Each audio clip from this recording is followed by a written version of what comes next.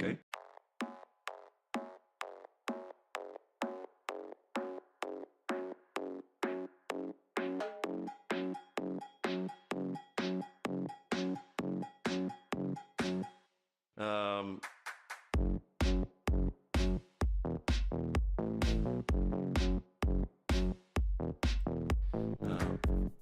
Oh my, look at all it is. All of these little, oh my god, little cool people. What up, my fellow cool cats? This is where all the cool kids vibe. Hey yo.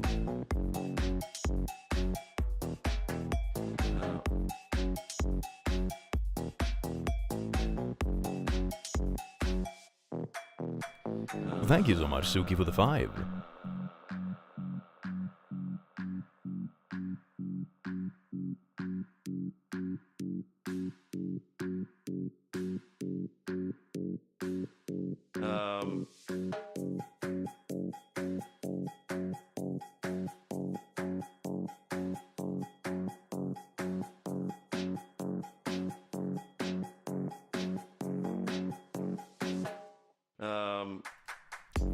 Who is ready for some trauma?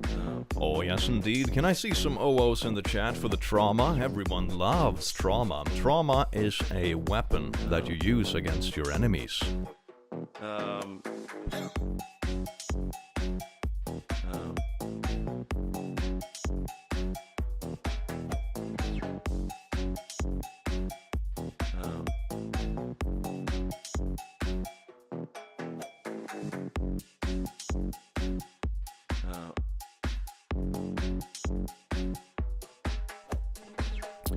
God, I love how we have maintained cringe culture for so many years. This is beautiful. Okay.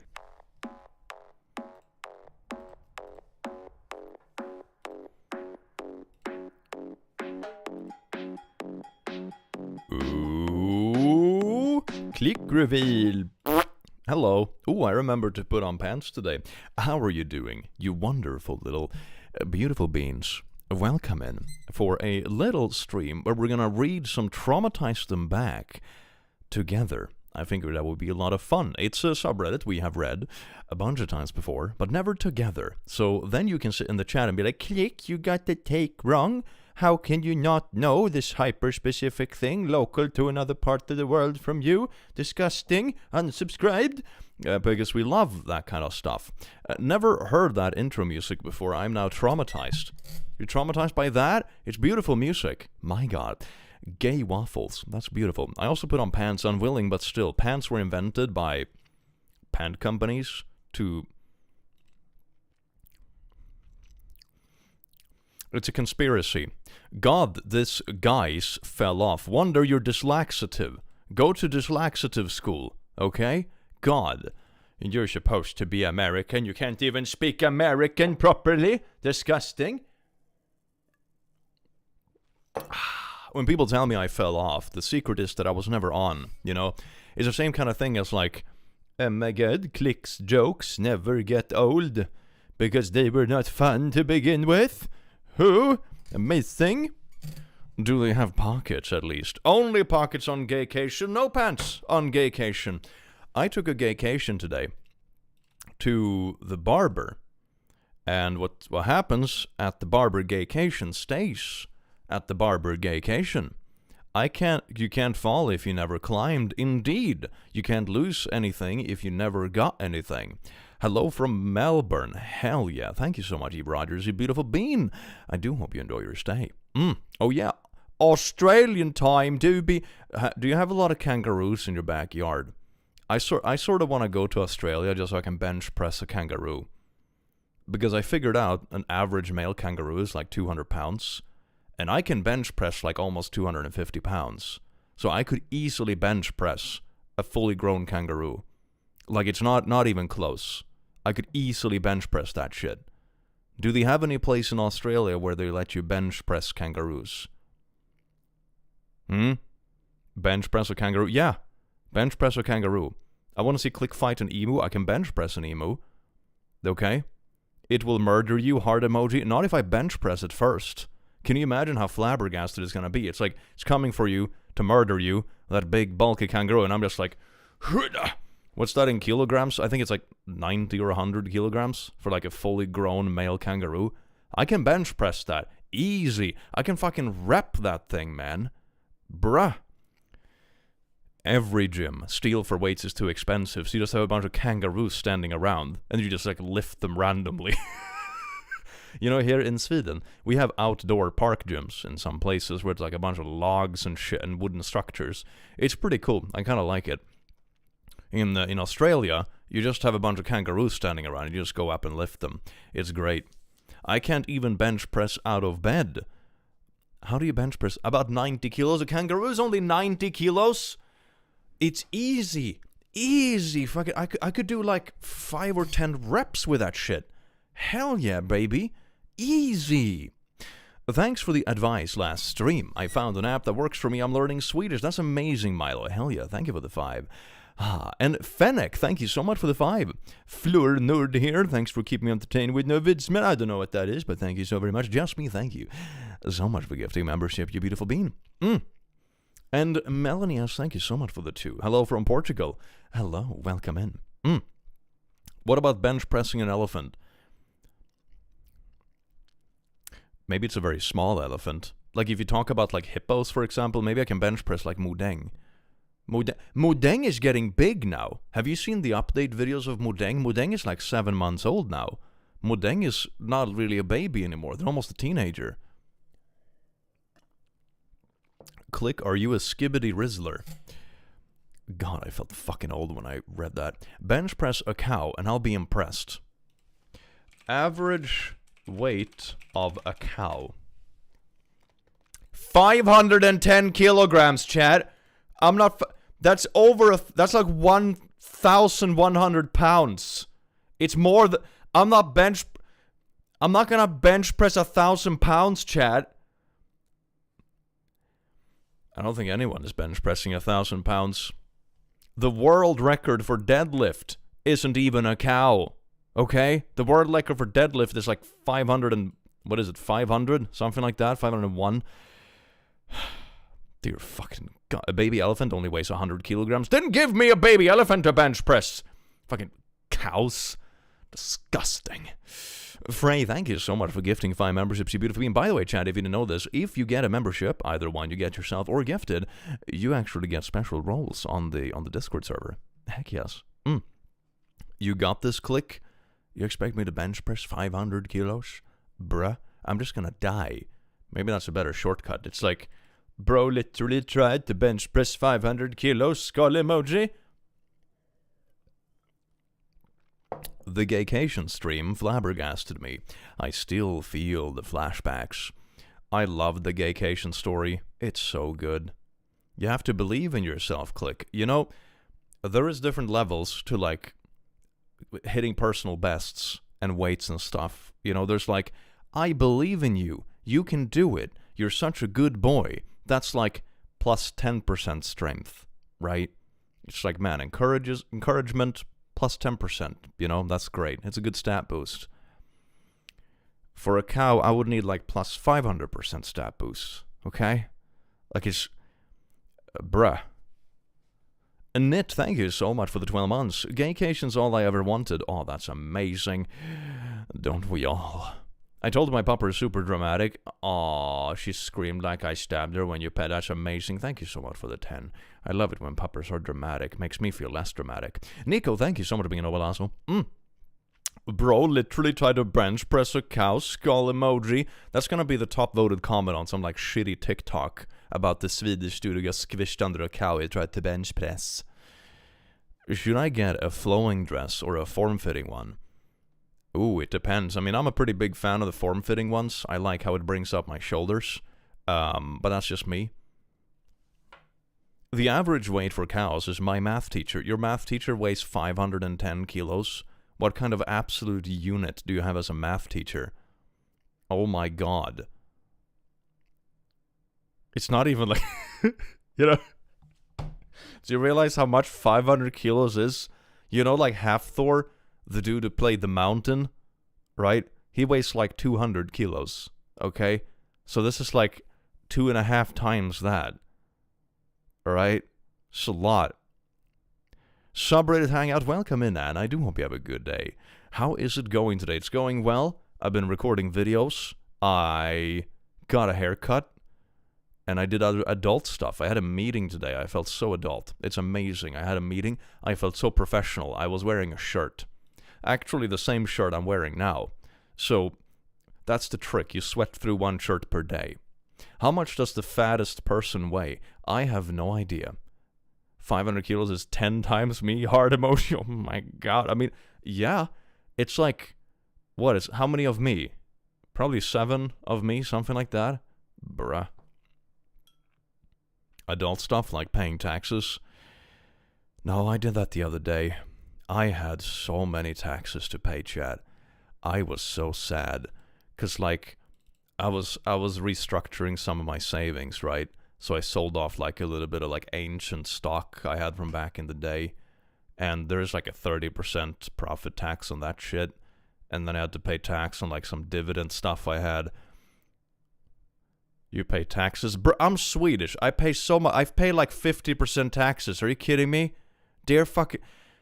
I remember I talked to my American friends about how much taxes you pay. And it's insane. Especially when you run like your own business. It's nuts. It's absolutely nuts. Just don't pay them. That's a good trick. Maybe I can live in the woods and they can't trace me.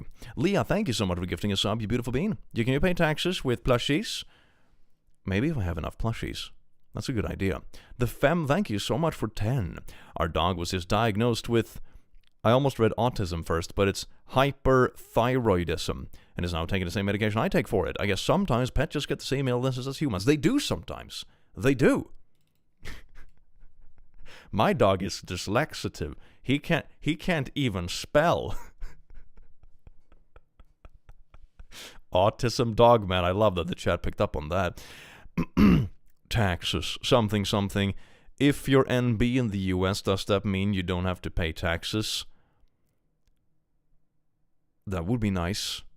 Maybe that's a trick for the future. Hello, you wonderful bean. Hope you're doing well. Thank you so much, Pancake, for the membership. Mwah. Autism dog. Woo!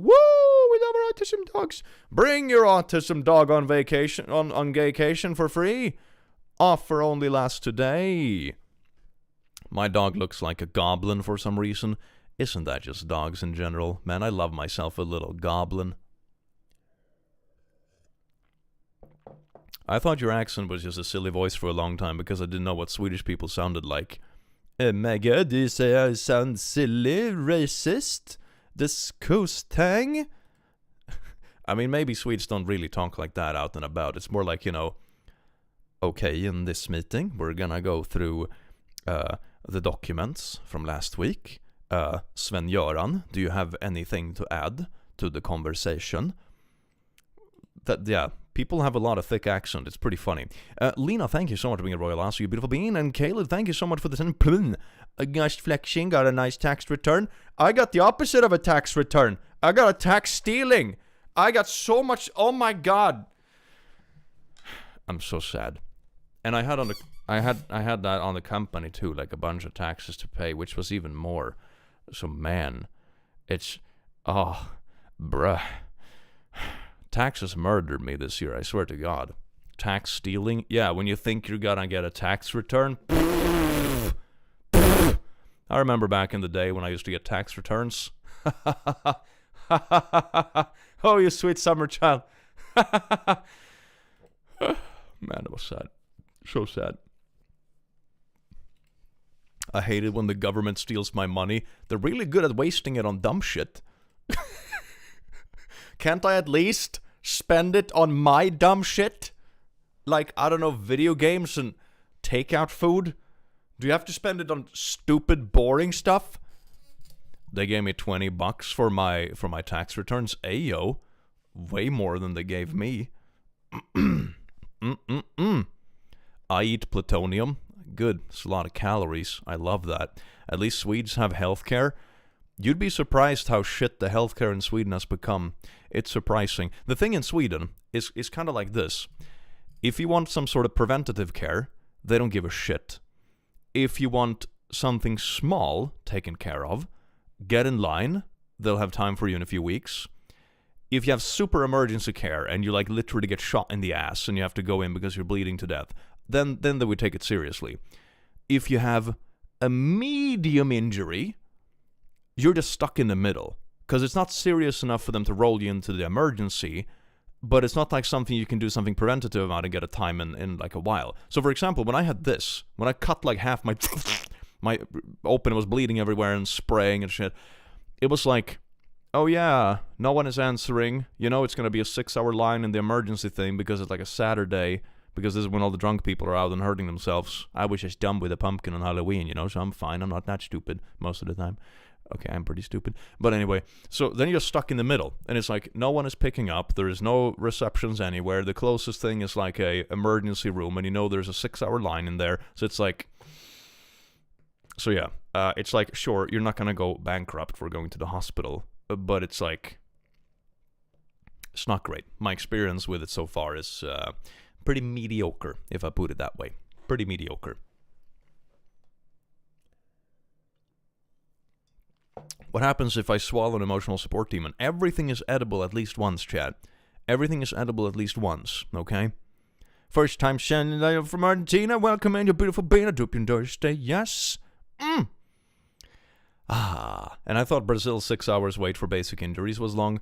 Yeah, I've had like elderly family members who are like, oh boy, I have heart issues. And they're like, come back in 3 weeks and see if it's better. It's like, it's a heart, what do you mean it's a heart issue? Bruh. So, yeah, fun times, baby. Fun times. Alligator, thank you so much for the 100 kroner. I really love the emotional support demons. I actually fell asleep hugging the gay horned ESD, and actually, oh, that's so sweet. Thank you so much. Thank you so much. Iona, thank you so much for the 10. I was watching an old RPG Horror Stories video. Wonderful, chaotic idea. You should do a D&D game live stream where there's only one player controlled by chat. Oh my god, that would be a nightmare. That would be a nightmare. It's like a vote by chat every time. It's like, do we go left or right? Oh, it's going to be awful. It would be kind of fun, though. It would be kind of fun to do like a mini D&D, like in Paint. I could kind of get behind that. Speaking of doing things in Paint... TraumatizeThemBack! Woo! You know about this subreddit. I know about this subreddit. We all love this subreddit. It's very nice. I love trauma. Especially when I can weaponize it against people I don't like. I also have a huge tax bill this year, while also losing healthcare. It's a good thing I have many ESDs. Yes! Yes! That's how I did it. When I got my, final tax papers, I went into my plushie closet and just laid down, cried for a bit. Like a man. Like a man does. Man tears. And I sounded like this. That's how men sound when they cry. I was in the ER for 8 hours, oh my god, for a hernia. They had someone that was likely having a heart attack in the waiting room. I actually went back and told them off about her. She was taken back. That's good. But yeah, that seems like the average emergency room. It's insane. Magic the Clickering. Ooh, but yeah, like a Paint D&D adventure. I could get behind that. That'd be so good. I once had to call 1177 and get their advice when my nearest care center didn't want to do anything, and only after that call did they do something. But even the line to 1177 is so slow. Yeah, it is. It is. And they very often can't answer anything. Like, we had something a while ago. I don't even remember what it was. But it was that kind of thing where it's like, this is probably fine, but probably worth getting some input. And the answer we got was basically like, yeah, this is 99.9% fine. But in the off chance it's not, I'm gonna have to ask you to go to the emergency room because we can't be responsible. And it's like, okay, now we're stuck with this like annoying conundrum because of like a disclaimer. When I was 8, I cut my wrist with glass on accident, and at the hospital, my mom had to get angry because they took way too long to attend to me. Yeah, I went into the hospital a couple years ago because I thought my appendix had burst because I had so much pain that I literally couldn't stand up.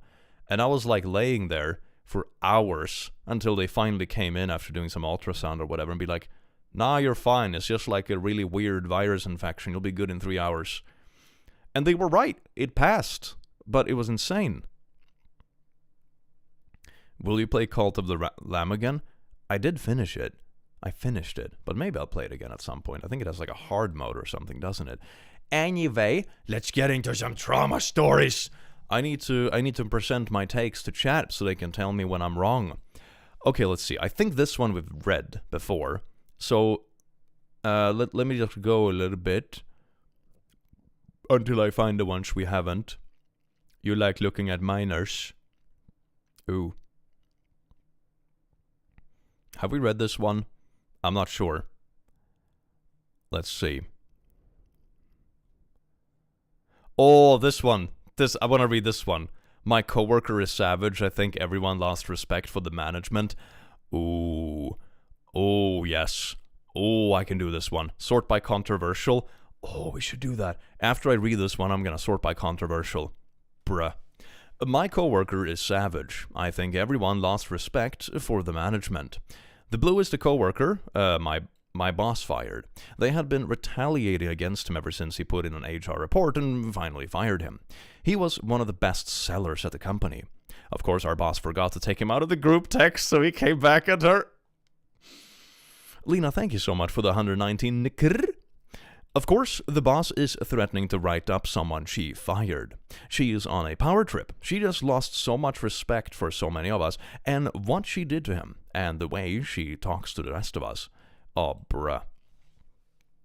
Everybody knows that spring is actually March 21st, right? So you know we've had a couple of 50-degree days this week. Why are we not selling preventatives? I don't want to hear that nobody's buying them, nobody's talking about them. Got a couple today that got Brav and someone did Heartguard, then bought the color.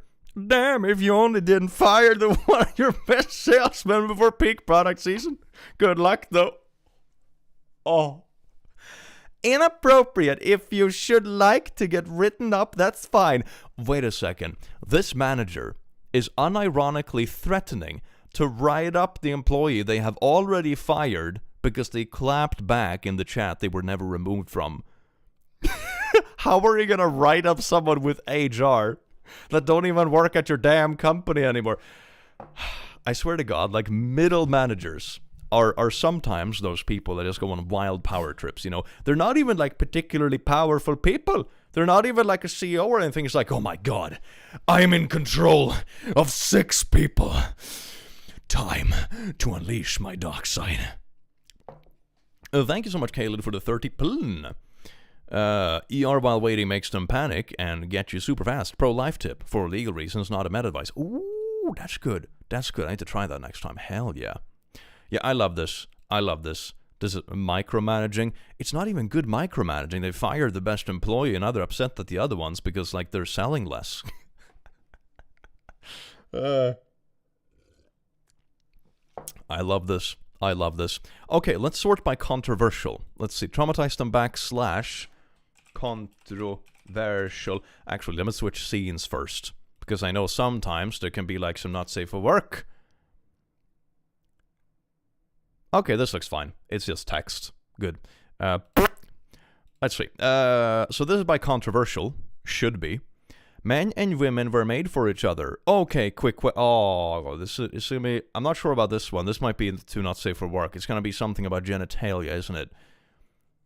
Oh, this is only sorting by today. Can we do like this month? Does it still work? Controversial top month. Okay, that works. Hell yeah. I was a bit surprised why there were only like 2 stories. Oh, this is gonna be. I want to find someone that has like. I explain my mom's accidentally inappropriate nickname. Need advice. Social gatherings. Random conversation. There is a reason we don't use that term anymore. Are there any ones where there's like an obvious amount of 10 upvotes, 1,000 comments? Lauren, thank you so much for the 10, you beautiful bean. Ah, yes indeed. One time when I was little, I had a major cough and triggered nosebleeds. Oh my god.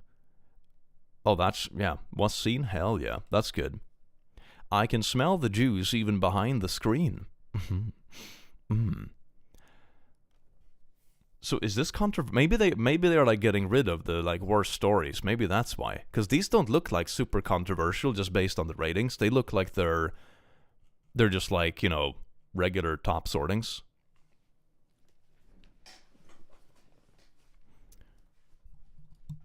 I mean, let's try this one. Why not? I explained my mom's accidental inappropriate nickname. Recently, I've stopped calling my father Dad, and I use Daddy and using his name instead. This has no bearing on the story, other than to provide contrast? I guess context. Because my mom calls him Daddy. Oh, maybe it is contrast. Maybe that's what they... Okay. Because my mom calls him Daddy. With that voice as well. Hello, Daddy, I'm home. She's not doing it on purpose. Are you sure? Are you sure? Okay. I think it's just a habit from when I was little. But now that I'm a teenager, it's starting to feel very weird. She kept saying it, even after I told her to stop. Her reasoning was that it was a hard habit to break. So one day, I just explained to her how Daddy can be seen as a naughty nickname, and told her it'd make her look very strange to say it in front of a teenager. She still slips up every now and then, but has made significant effort to not call him Daddy again. Honestly, I would love it, if the dad just started calling the mom Mommy instead. I'm sorry, that's just my cursed mind, okay? No, why? To clarify, I understand it's not inherently I don't really care. It's also generational. Daddy meant dad long before internet naughties warped our sense of family relationship. This top comment is the most Reddit thing I've read today.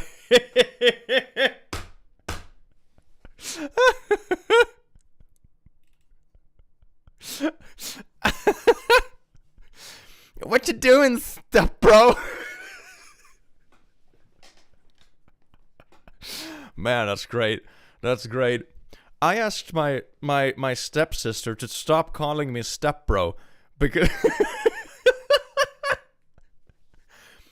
stepbro, I'm stuck in the dryer, stepbro. Oh man. Mommy click. Don't get ideas, chat, please. Go to my Instagram if you want pictures of me with a dress on. Okay? It's fine. It's fine. Need advice, social gatherings. What is this?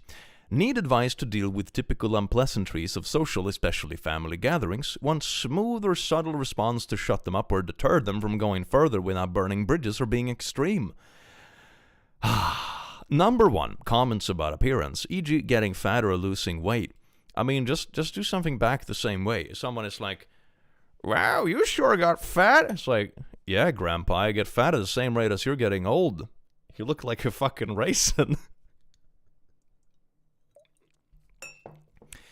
Personal questions about private life that I'm very not keen to answer or elaborate, but not my place to say none your business. Ooh, just one-up it. Just one-up it. That is so funny. I love one-upping this kind of stuff. It is the best thing ever. You know, when someone is way too intimate and be like, oh, so how many times a week do you do it with the old wife?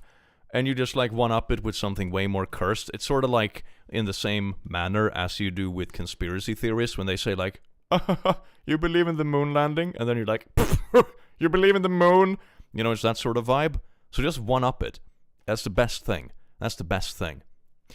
Number 3, pushing food into my plate, especially dishes I dislike. They themselves don't eat certain foods. Gosh, I hate older ladies.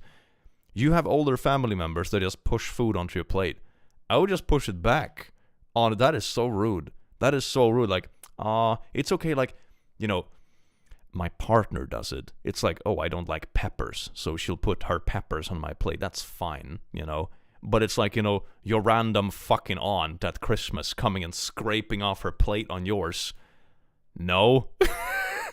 Nah. Then don't pick that up in the first place. Or push it to your husband. That's not my job. Yeah, someone punch you in the mouth, you gotta punch them back. Exactly. So I would just like, I don't know, push food back onto their plates. I would just like all these kind of things. I would just unireverse all of it, honestly. Comments on appearance is comment on their appearance. It's like, oh, you got fat. Like, man, uncle, you sure got bald. You know? It's good shit. Personal questions, just one-up it. It's great. It's like when they're like, oh, so how many something intimacy, and be like, yeah, I pegged my boyfriend last night. You know, stuff like that. It's great. People love it. And just push the food back. Or pick something else. Or do it with your drink.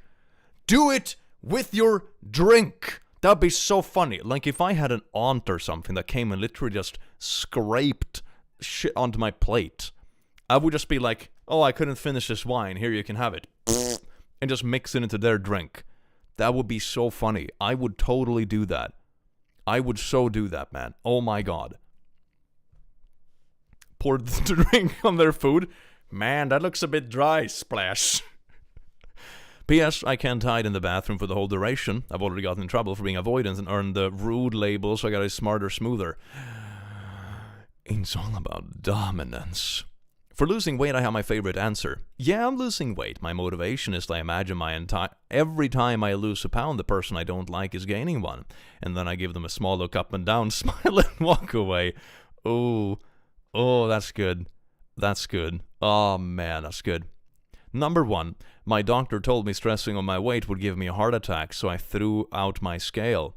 Oh, please, I would much rather hear all about you. Oh, that's good. That is good.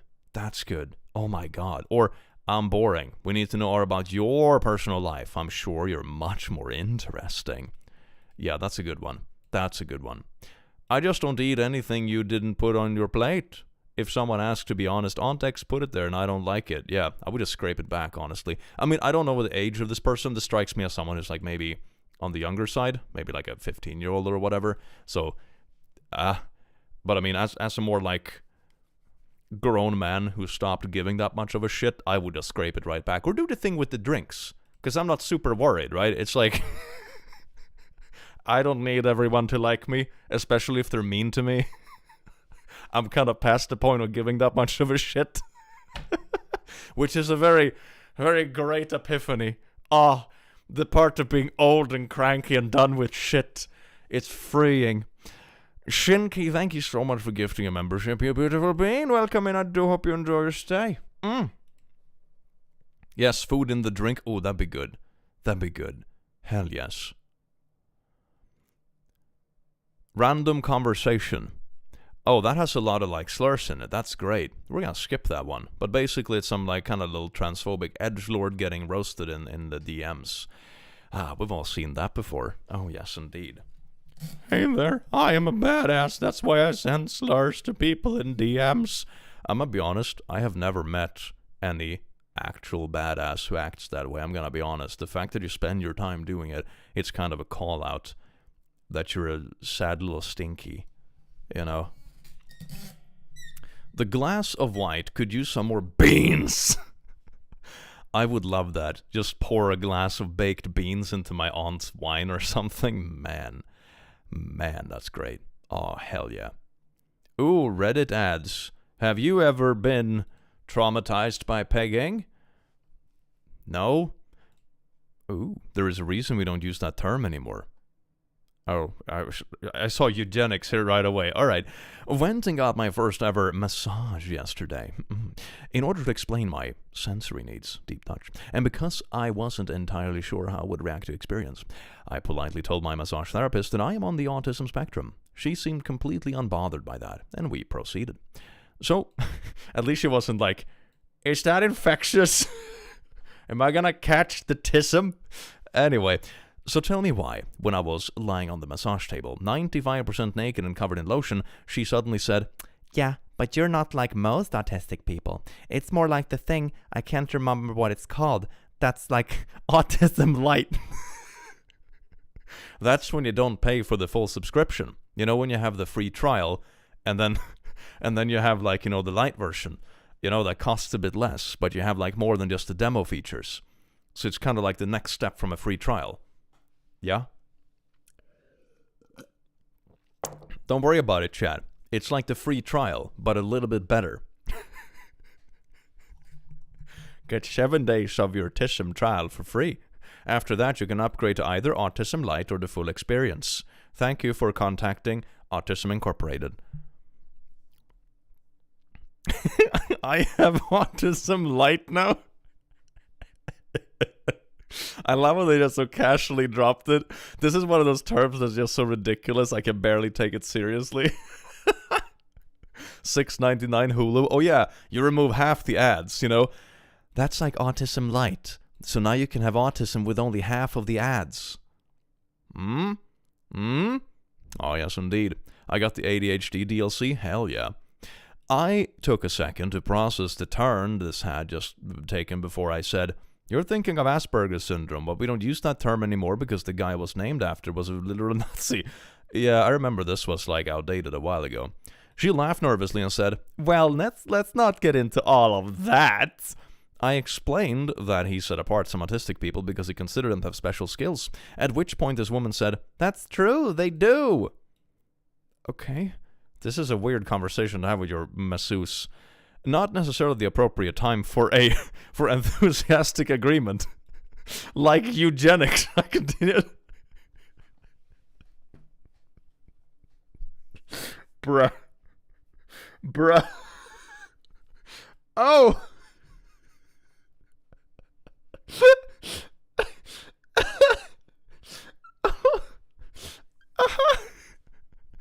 She got off topic not too long after that, but I'm not sure she enjoyed her history lesson. For what it's worth, I relayed my discomfort to management, and they were very apologetic and prompt to respond. But it was definitely one of the more surreal experiences of my life. Why am I having to have this conversation with my massage therapist, who I met 15 minutes ago? No, you don't understand. They were just trying to sell you Autism Lite. It's a nice little package. Marina, thank you so much, Miguel. You beautiful being. Ah, yes, indeed. I do love myself some Autism Lite. I do enjoy with these streams that we're getting so many beautiful terms. We can make our own dictionary after these streams. We have gaycation, Autism Lite. I fucking love this. We have so many terms and terminology from these streams. I am so happy, man. Diet autism, autism zero. Now the full sweetness of full autism, but none of the calories. Autism zero. What? Like Bud Light, but autism. So, is there a gaycation light? Oh, that's a good question. But I think that's more like a gaycation weekend. It's like a gay end. There isn't really a good way to say it. Damn it, that sucks. Anyway, yeah, this is great. This is a great massage place.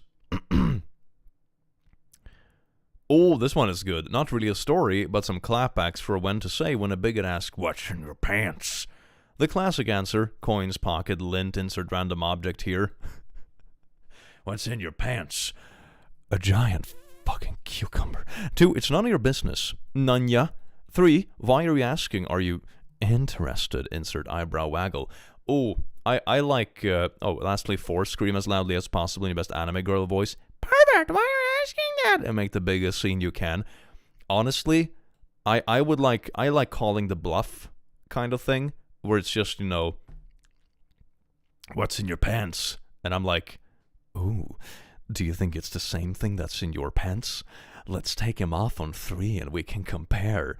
That's pretty good. That'll make most of these kind of people very uncomfortable, because people like this are surprisingly prude, which is it's a very weird mix. Like, some of the most invasive people are also incredibly prude, which is amazingly funny, and you can use that to your advantage. I don't know, it's been a while since I checked. Really confuses them, not sure why. No, you can't use brain gymnastics on them. It's sad. Shinki, thank you so much for gifting me memberships. What's in your pants? My legs. Let me see. Reach into the front of your pants and pull out a middle finger. That one is good. That one is sassy. This is something I would expect out of like a fucking Marvel movie. Your mom's lipstick. Your dad's lipstick.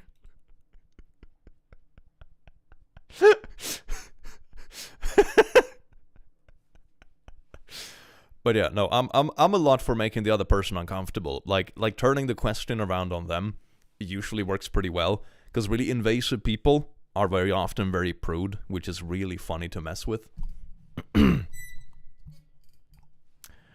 What's in your pants? Your ego, and I'm crushing it. What's in your pants? Your ego, and it's inside of your ass. Sorry. No, I'm not sorry at all. I'm sorry. Say it's your innocence. That's cute. If someone asks what's in your pants, ask to compare. Yeah, that's my point. It's like you turn it back on them so they become uncomfortable. It's like, what's in your pants? And I'm like, I'll show you if you show first. You know, just be pervier than they are. That's the solution to all of these things, because people that act like this are always so ridiculously prude. It's super funny. How should I expose my abuser? So, I don't really know how to start this off, but here goes, and I'm down to answer any questions. A family friend did bad things to me when I was young. Now I'm 26. I finally started to get through it. I've shared this with a few people around me, but not my family. The reason I want to expose him is because he's pretty close with my family members. I mean, that's valid. I wouldn't want someone around me like that. I'm gonna be honest, if this... Yeah, I'm like fantasizing about what I would do in this situation. It's not beautiful. He's high up in the church that my friend goes to, and he's a corrections officer. Of course he is. Of course he is. Overcompensating, creep little shit ass. What's in your pants? Gaycation and autism light. He agreed to give me a good size money, but it was never hush money, and I never agreed to not go public. Ooh, take the money and go public with it. Like, he deserves it. I wouldn't feel bad about that. Take the money, then expose him. Hell yeah, win-win. It's the least payback you can do. I just got that last of my money, and now I'm ready to let everyone know my story, but like in a revenge way. Any ideas on how to go about it? Report him to the police. If you wait much longer, the statute of limitations might expire. I mean, this is the first step. You can take legal action and do social stuff too. But police is, yeah. Getting a good taste of that unfiltered click energy. Yeah, sometimes I hate that we live in like a civilized society, you know? Because sometimes you have people that do things to you, and it's like, man, they do this that is wildly illegal and inappropriate and bad. But if I want to get like, you know, justice for it, I have to go the legal route. There's something, I don't know, the little anarchist in me doesn't like that. I'm not saying that we shouldn't have a legal system, don't get me wrong. Like, I think there would be more downsides to removing it, if I put it that way. We would have, like, literal, you know, fucking pitchforks and torches in the streets every day, but, you know, sometimes the temptation is there. Pants wear dresses? Ooh, yes. Time and place. Yes, less than 10 years. Sounds like you're still in the statute of limitations. The best revenge will be put in behind bars. Prison is not kind to come. Yeah, exactly. That's the thing. In prison, people like this don't fare well. Like, you know, regular little criminals don't like this kind of people either. They are like the scum of the criminals. So, yeah. But honestly, calling everyone in your family, let them know personally, if that's what you're going to do, can be effective. Call his station, tell his employees, everyone, yeah. Like, make the report and let everyone on the social level know. Like, isolate the bastard. Love watching you while I crochet. I'm making a little bunny. Hell yeah. That's good. Told a homophobe I'm bi on the last day back in high school. Oh, you little homophobe, I'm not scared of the gay. So this happened back in September. I was a high school senior, and he was a high school freshman, and a radical Christian enough so that when the kindergartners, it was a weird school, preschool and kindergarten was on ground floor, and high school, middle school were on the second floor, made rainbow flags for Pride Month, and he was just pissed off because of it. Well, I figured out I am bi and non-binary last year, still in the closet about being non-binary. Okay, I should drink like carbonated stuff when I read. And it just so happens that the last day of school was during Pride Month, and how he talked around me, he didn't know I'm bi. He's like the Karens that come up to you, like, "Oh, hello there, fellow white person. What about those darn Mexicans?" It's like, he's like that, but with homophobia. Man, hello, fellow straighty. What about them gays, huh? That's literally him. Oh, that's great. So I told him, have a happy Pride Month, and he responded with, "I'm not gay."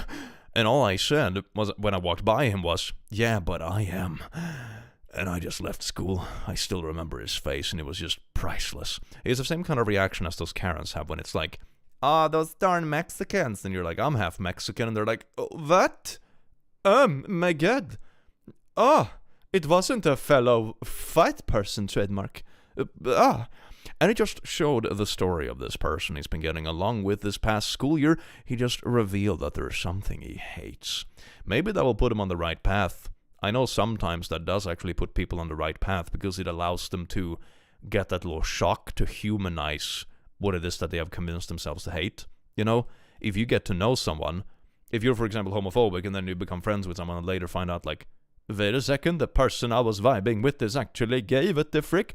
That can sometimes give them the little wake-up call that, oh my God, they're just humans too, who the frick would have thunk it? Oh no, the gay agenda? Don't talk loudly about the gay agenda, they will know. Everyone is the other until you get to know them.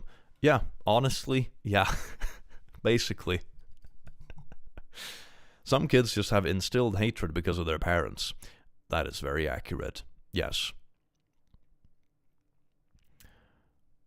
I need to know the agenda. Can I get a schedule for the gay agenda? It's just always. It's just, in your phone when you have that calendar, like make it a whole day. It's like that and just whole year. It's always. Burp away, my good man. Better out than in, as Shrek always says. Depends on what it is. The agenda finds you. Yeah, silly people. I'm so glad I'm not in high school. I confessed about killing somebody to a scammer.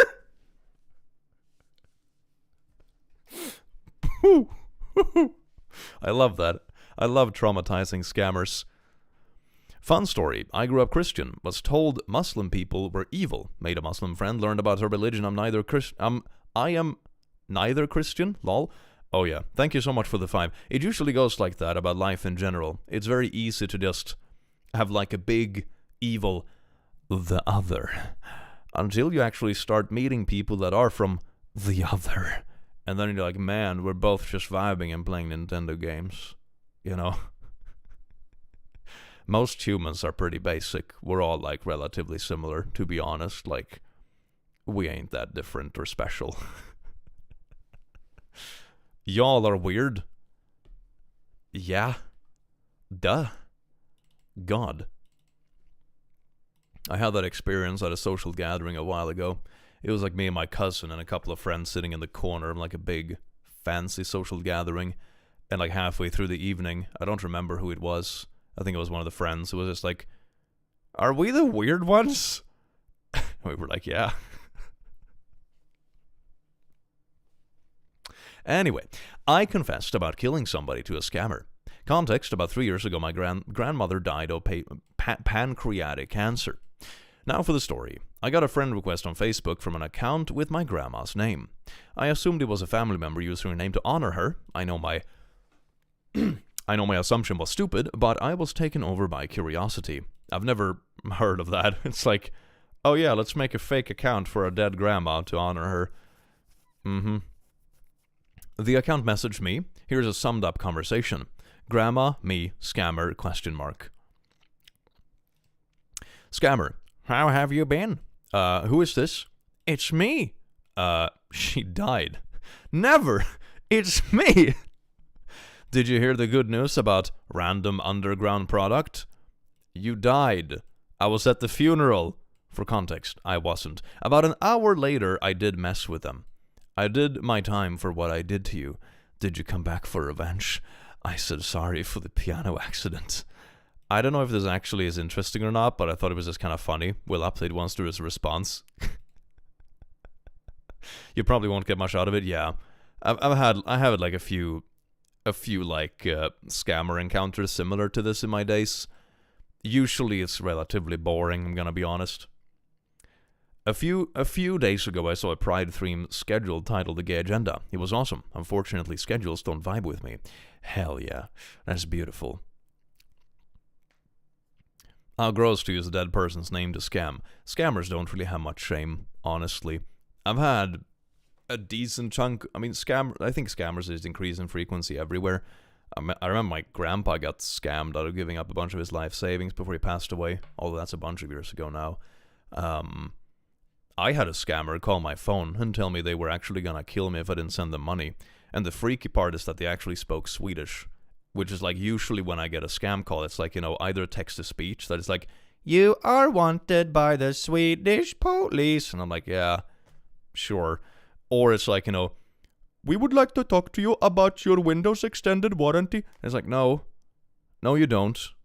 Bye. But this was kind of freaky because they actually spoke Swedish. And they were like, "Yeah, you bought something from me 2 weeks ago. Give me $300 or I'll shoot you." And I'm like, yeah, I think you got the wrong... I just told them, like, yeah, good luck with that, and I basically hung up. The police were useless. The police were absolutely useless. But I did my own detective work because the phone number was hidden. But when someone hides their phone number, that's actually good to know for future reference if you, for example, are getting harassed by someone, or if you want to double check like a scammer, or there's like the Indian accent. I've gotten so many calls like that, man. It's insane. Anyway. Oh god, lost my train of thought. Yeah, so anyway, when someone hides their number, for example, this is good to know if someone is harassing you or like scammers or whatever. It's very good to know that that's only client side. If you call your phone provider, you can actually get a full transcript of your calls, and that's a really good way to uncover phone numbers that might be harassing you with a hidden number. So anyway, that's what I did, and then I could actually Google the proper number and found a bunch of forums of other people experiencing the same thing, and it became very obvious it was just a script. But yeah, that's a good thing to know. Hidden numbers are only client side, so if you ever need to like look into stuff like that, you can actually call your phone company. Usually they charge a little bit. I think for me it costed like $50, but that was like easily worth it to figure out what was actually going on.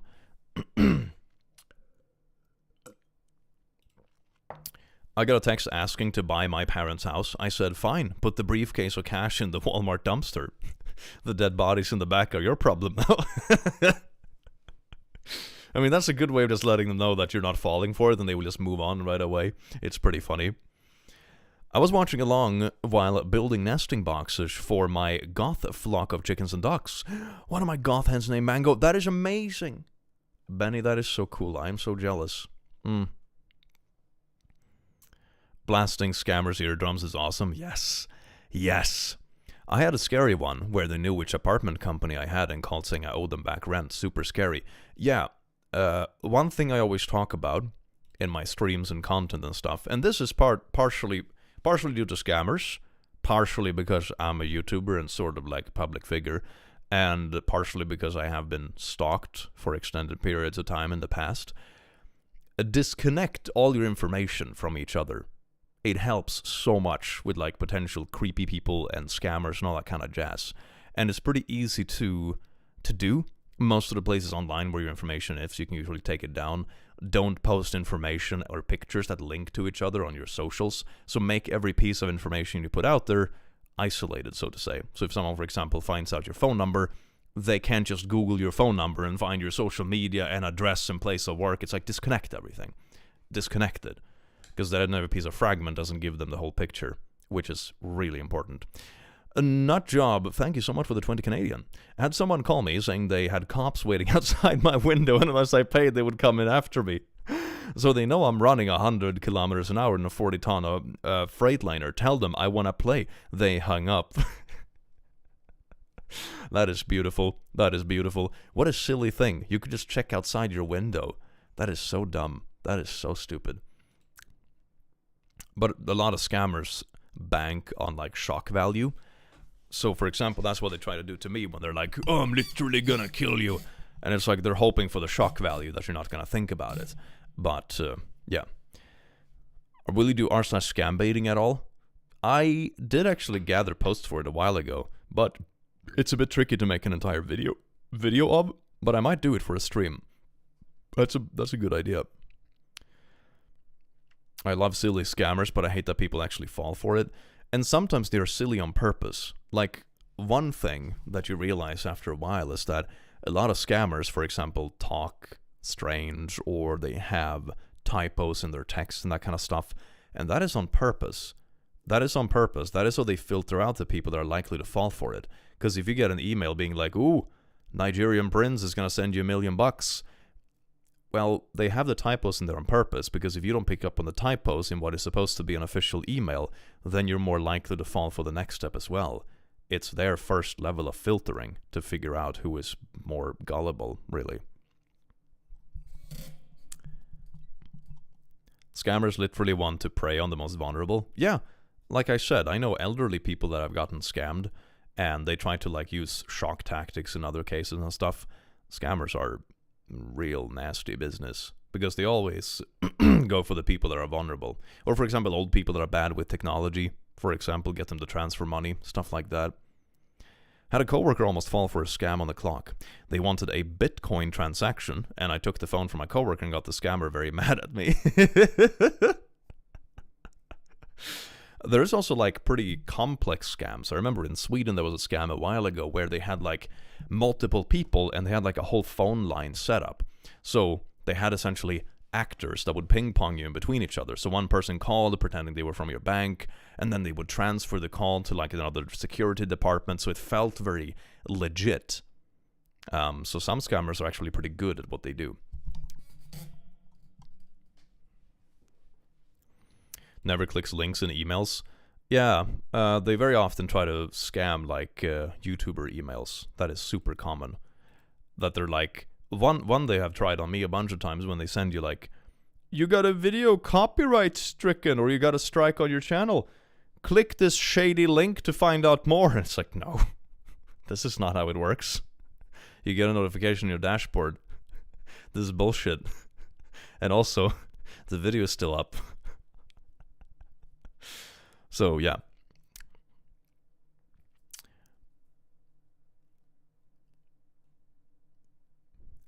You like looking at minors? Be prepared to get roasted.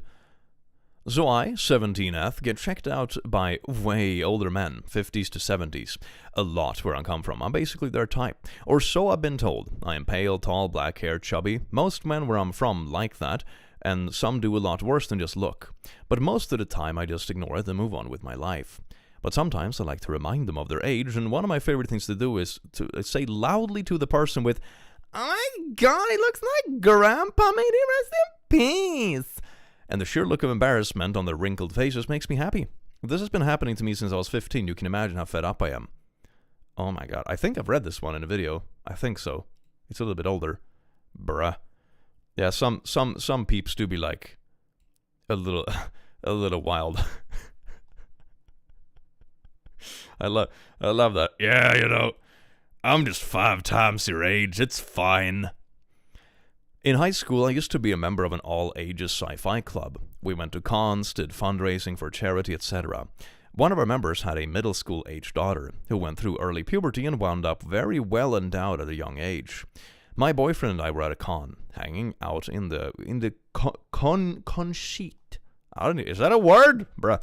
When we overheard a couple of guys talking about our friend's daughter. One of them said, "Man, in 2 years, that girl's gonna be..." My boyfriend looked over them, pitched his voice to Carrie, and said, 14. Dude's basically teleported out. I just noticed that autocorrect changed. Yeah, that's amazing. Oh my God.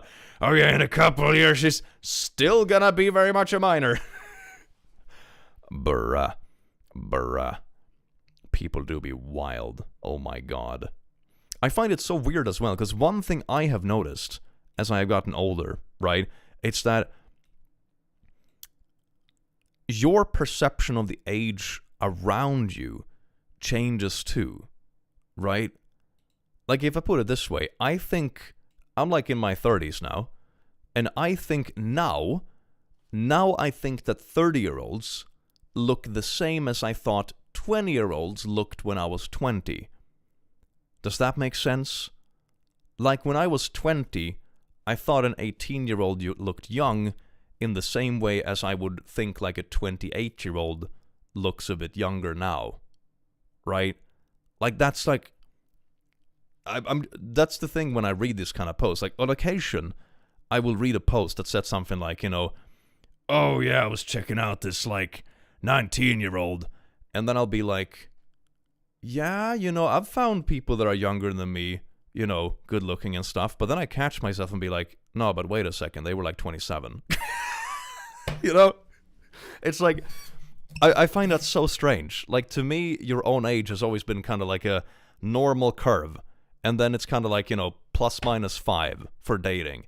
If you're 25, you date between 20 to 30-ish. If you're 30, you date between 25, 35. It's kind of like that. Sort of ish. You can go a bit higher, a bit lower, depending on context or whatever. But that's like the normal range. Of course, the range matters less the older you get. Like, if you're 40 and dating a 50-year-old, no one gives a shit. But if you're 18 dating a 30-year-old, that's a bit, yeah, that's gonna be a little complicated, Like, damn. I'm 43 and people tell me I look younger. It's nice that our generation are aging so well. Yeah, I think it's also that people are just smoking less, honestly. I think that's a big part of it. People still guess I am 68 years younger than I am. I still have to show my ID at the liquor store. I feel good about that. Half your age plus 7? Yeah, that's like the typical rule.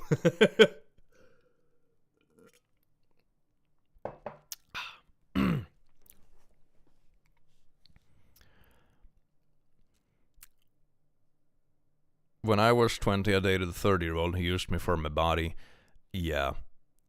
I'm always like, sometimes when I see that kind of stuff, I'm like, okay. I've heard some horror stories from like, I remember I was visiting some friends. And and they were women, by the way, and they were talking about like how they would like cover for one of their friends when they were younger because the friend wanted to like be with like an older dude or something. And I was just sitting and listening to them and be like, what the fuck, man? This is insane. Does this shit actually happen?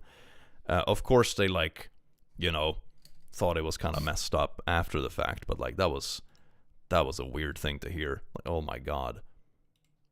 And it was so casual. So weird. When I started working at the bar I currently work at, I got carded every other day. Hell yeah. When I was 17, I dated someone 27 and was completely traumatized.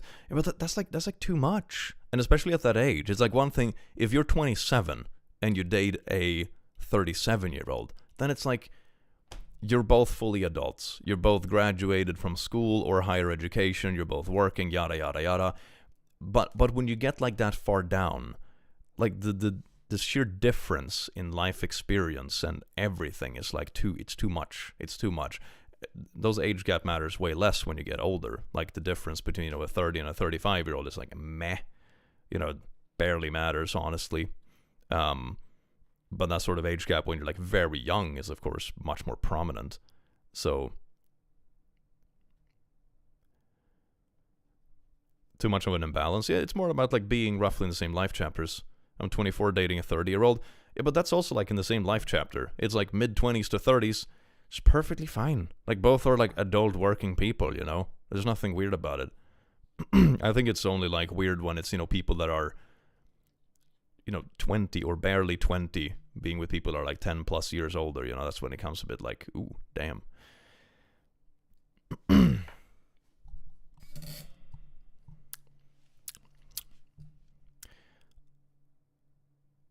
Oh, nah. Oh, Fable, that's not good. That's not good, bruh.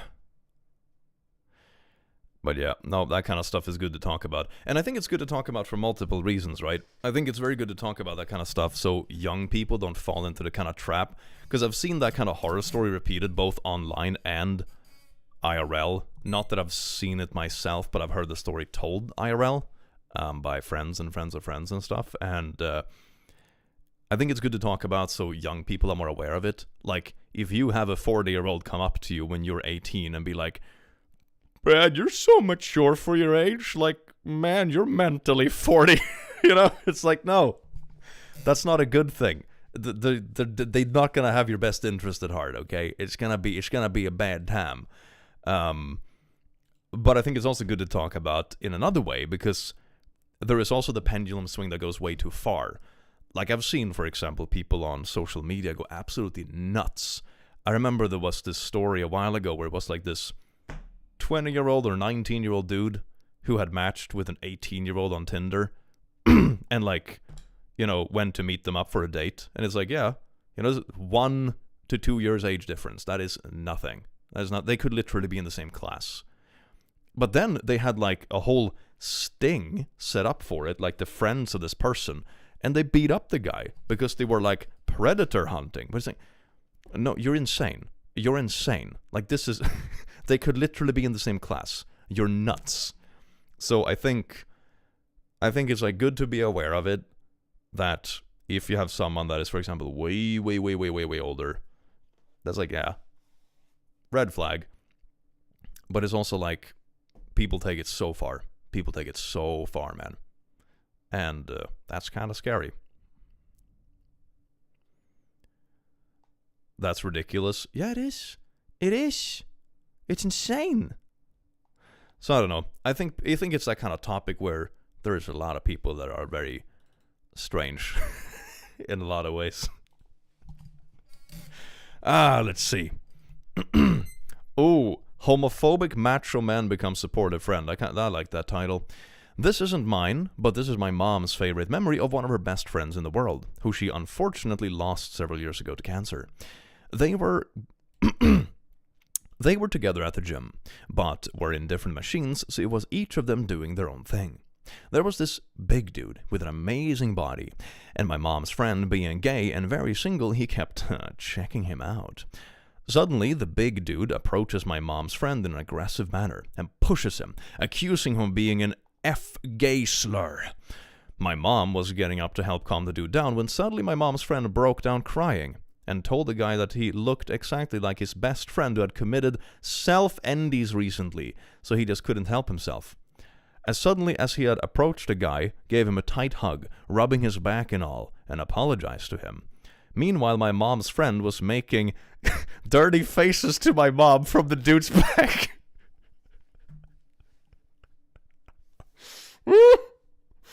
I didn't get to meet him very well since he passed when I was a teen, but based on my mom's stories of him, he had wit as sharp as a knife. Dude was hilarious. Oh my god. Okay, well, the title suggested it was more wholesome than it was, I suppose, but man, that's a witty friend. That's a witty friend. Like, bam. I thought it was gonna be like actually changing the person's mind or something like that, but I mean, at least he got the wit, right? At least we got the wit chaotic energy. That was great. My god, man. My god. I hate today's watered down wording. Self-end and shit sounds so dumb. I mean, as a creator, it's sort of like, I don't know what the algorithm is gonna nuke, man. You should see some of the shit that YouTube bots get up to when they think they have caught something like bad, you know? And it's like, it's not worth risking your paycheck for. It really is that simple. But it's also ridiculous when people pick up on it in other places. Like, it's understandable that you would censor some language when you're like on a platform that is monetizable and it's your job. But kind of like the phrase walked off the flat earth, I just try to make it funny because it's ridiculous, right? But in posts like this isn't monetized, you know, it's a Reddit post. So this isn't going to get struck down for using a bad word or whatever. So having this kind of stuff in it is silly. It's not towards this person particularly, but it's that kind of trend where it's like, it's spreading more than it should. Like, I understand it when it's like, you use this on, for example, TikTok or YouTube, where you have algo bots that go a bit rampant sometimes, and you as a creator don't want to risk your literal account and livelihood for it, versus like, you don't have to use it otherwise. Because it is also a bit demeaning. Like, I don't like it because it makes, sometimes I feel like it makes too light of it. But, yeah, that's what happens when algorithms control moderation and advertisers. Algorithms and advertisers.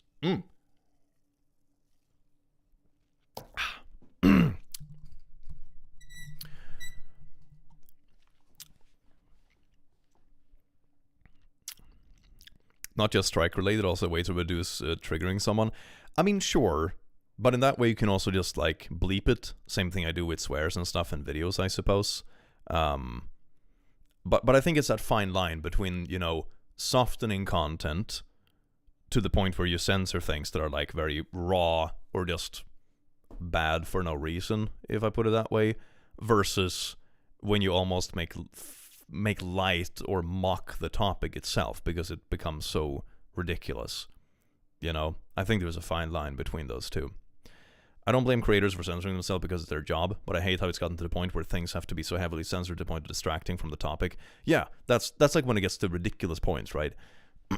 But that's what you get. Woo! I already forgave you.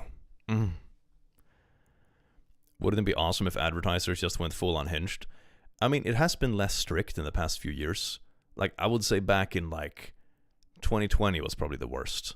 But it was also because YouTube and stuff was implementing really aggressive bots because they were understaffed due to COVID. Which was, of course, just a BS excuse to, like, try new automated systems. But I remember it was wild. Like, those bots would, like, shadow ban videos randomly, and you would have to spend weeks trying to process it to get them unshadow banned. It was ridiculous. I'm gonna censor your gaycation. Don't censor the gaycation! The gaycation is holy. Gaycation is holy, okay? Please do censor gaycation. No censor for gaycation, Chad. No censor for gaycation. Gaycation is here to stay, alright? You cannot take away the gaycation from me. I already forgave you. Okay, so no idea how well this fits. But when I was in year 12, 17 years old, there was this one girl at my school who was a couple of years younger than me, year 9 or 10. And this kid did not like me at all for some reason, which was abnormal in general for me. I try to get along with most everyone. If I don't like them, it's because I'm at least civil. She would be rude at me, which I didn't really care about, and she would also insult my friend and be ridiculously rude to them, which I did mind. And one day, after this had been going on for a few months, she actually swore at me. I went to Christian school, so teachers were very strict about swearing. And I decided to go to a teacher about and found one who knew me and knew that I always tried to be as civil as possible. And then myself and my friend, teacher in tow, found this girl again. The teacher went off at them because I had also explained how this girl had been rude to me for a while, bullying and stuff. That is not something that flies all that much in Australia. And then she was made to apologize to me. This apology took like 2 minutes of her looking everywhere except where I am and mumbling and stammering.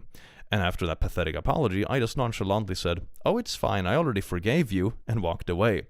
And the scoff she scoffed was amazing. I was riding that high for the rest of the school year. And she never bothered me, my friend, again. The end. This is like very casual, nice ending bully story. Man, that's based.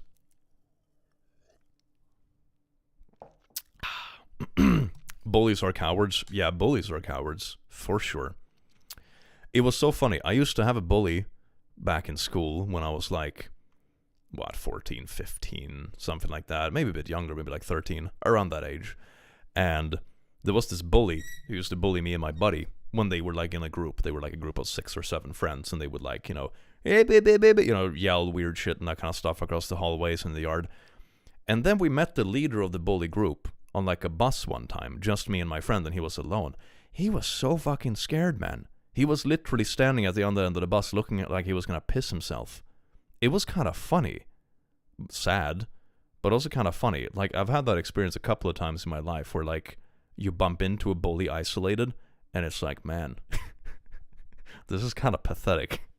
And it's also like, so you bully people in school, but as soon as you don't have your little posse around, you're going around and being scared someone is gonna get back at you, but you're just making enemies to look cool in front of your school friends.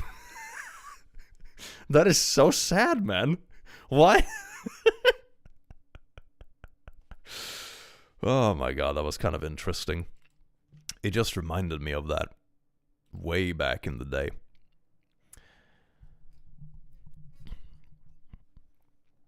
Just ordered the plushie for my nephew. Hell yeah, I hope you like it. People like that just hide behind their gang of bullies. That's it. Yeah, basically. Transmascation. Some bullying actions don't even make sense isolated in the individual moment. The thing is done or said. Some bullying actions don't even make sense. I have no idea what that means. I'm sorry. Would you ever consider tutoring math online? Nah, not really. I am way too rusty, honestly. I think it's fun to bring up when I do it casually in videos because it's more like something I think is interesting and I can learn people like basic stuff about it. But I'm too rusty with it. Like, I haven't been doing serious math for like a few years at this point, you know? So, I can bring up curious things and explain why certain things work the way they do, but I'm too rusty. I wouldn't be able to do it properly.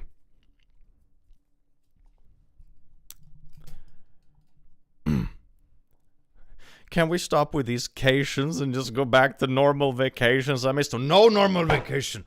Only gaycation. Only gaycation. We need Click Academy. I'm going to keep Click Academy, but I'm not going to make full-on math content. There are people that actually work with it, that are way more brought up to speed with it and more like fresh with it than I am. Like I said, I'm rusty. I haven't done it in a few years. One time I get physical towards one of my bullies, kicking and screaming all the stuff. He doesn't stop bullying, but every other kid in my class congratulated me. Hell yeah. Click math compilations.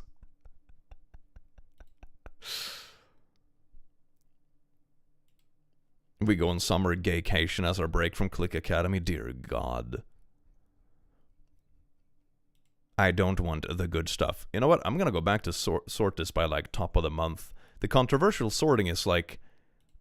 I think the subreddit is just kind of like well moderated. So I think most like bad posts just get removed. So I think the controversial doesn't do as much as on other subreddits.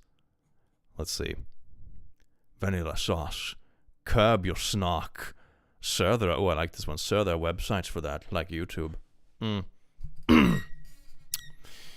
When I was in middle school, 13, was dating my bestie, 14F. There was this random dude who kept harassing us. Age gap! Age gap! Anyway, there was this random dude who kept harassing us. I think it was mostly because I was involved. He really liked picking on me for some reason, especially about my race. Don't you know that he just liked you? That's why he's acting like a giant racist little shitbag. Just because he likes you. Anyway, this time asking if we were gonna kiss. Never harassed heterosexual couples about this. A few other non-het couples were experiencing it. We usually just ignored him, but one particular day I wanted to see if a certain response would embarrass him enough to leave us alone. So that day, when he came over, while my partner and I went a walk for PE, and asked if we were gonna make out, I told him, there are websites for that if you want to see lesbian couples making out. Normally, people will tell me any sort of response would just make it worse, but I said it loud enough with enough people around that it embarrassed him so much that he never bothered us. About that particular thing, at least. Again. That is so weird. I mean, even for being like cringe little 13-year-olds going around like, are you gonna make out? Oh, God, I'm so glad I'm not 13 anymore. Fuck me, man. Milo, thank you so much for being a last, you beautiful bean. I hate that. Oh my God, I hate you.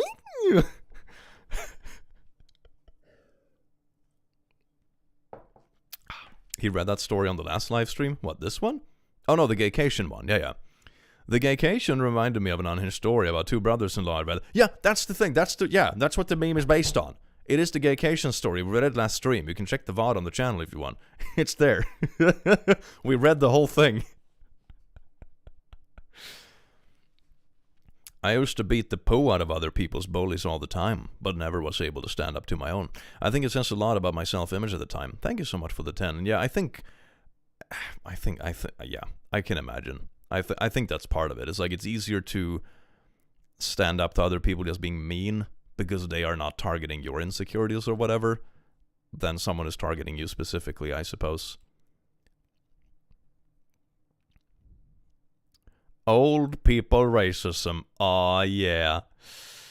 The woman did end up okay, wait. I think this is part of the updates. Let's read it from here. A few decades ago, I worked for a very popular doll company. The dolls would only be purchased over the phone. This was pre-internet. So during the Christmas season, everyone answered phones. I was on one day taking an order from a woman who lived in Mississippi. She was ordering a doll for her granddaughter.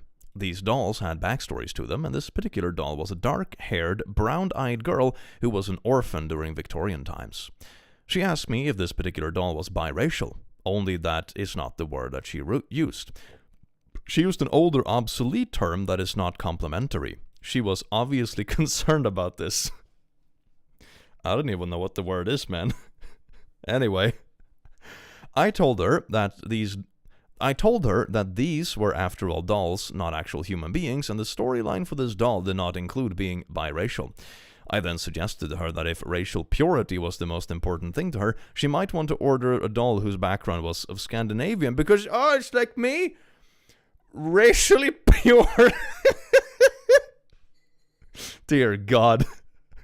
As I put it to her in these exact words, Scandinavian men went around Northern Europe, but their women stayed home and were, and then I hung up the phone on her and took a break because that was just too much to deal with.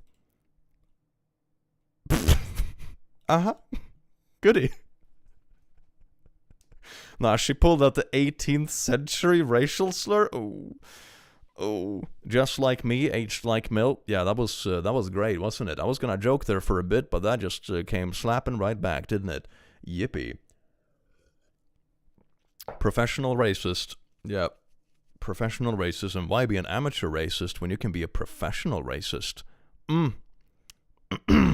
That's slightly quiet. Uh-huh.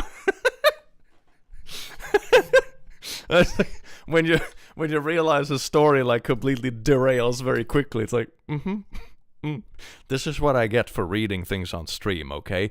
When I can't, like, actually properly censor things, alright? God, that was painful. Aged like sad milk. Oh. Ayo. Everyone vibing until the racist old woman pulls out the 18th century racial slur. You gotta keep racism traditional. You know, it's a fine tradition. You gotta bring up the oldies sometimes so Granny can tag along on the racism. Betty, thank you so much for the 2. I do. It's a monster in D&D. What, the racism? You knew what you were getting into. I didn't know what I was getting into. I didn't know what I was getting into. I didn't know they were gonna shit on Scandinavians, man. Fuck. Man. Why was it so specific? Antique racism? It's a beautiful thing. It's a beautiful thing. Ah. My classmate made a low blow. Granddad gets an eyeful. I explained my mom's accident. No, that won't be checked out. No filter moment. Bachelor party. Oh, I like that. I like wedding drama. Living the Scandinavian dream. Does Click Academy teach how to traumatize people or just math? Teaches racism. Can you imagine if you have a class in uni and they're just like, alright class, today we're going to teach you how to optimize your racism. Excuse me, professor, do you mean like teach us about the history and the problems of racism? No, we're going to teach you how to be as racist as possible. Oh, nice. Clip that. Don't clip that. I am very racist at Click 2025. This is good. I mean, due to the fact that I read so many wild stories from the internet, right, you can probably find a lot of insane quotes that I've actually said, you know. It's kind of great. If the gaycation thing was annoying, if the gaycation thing annoying was a story of a straight guy telling his wife that he was going to beat so his brother-in-law and had to do it. Yeah, exactly. Yeah, that's the one. Yeah, that's the gaycation story. Thank you so much for the 5. It's an amazing story. It's so good. It is so good. And they are so convinced about it. They were so convinced about it. Like, no, you don't understand. Unless you go on gaycation, both your spirit and body must be destroyed. And then you transform and become one with the gaycation. It's like the word gaycation is so comically wild, but then they use it in like the most comical way ever. It's amazing. It's so good. Racism Academy, get your degree now. I am a certified racist. You get that, in the job interview, and it's like, they ask, oh, so you know about intersectionality and, inclusivity and multicultural management and, the kind of good stuff. And you're like, no, I'm just a certified racist. Like, oh, okay.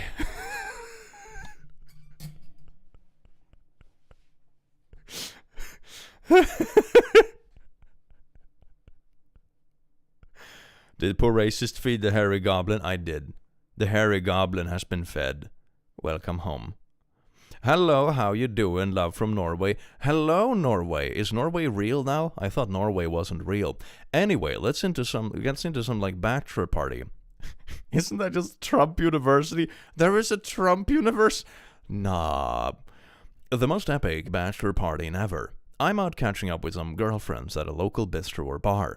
Across from us is a rowdy group of young 20s men who are celebrating the most epic bachelor party ever. Ooh, I like how it's all like caps-locked letters in the beginning of every word. That's great.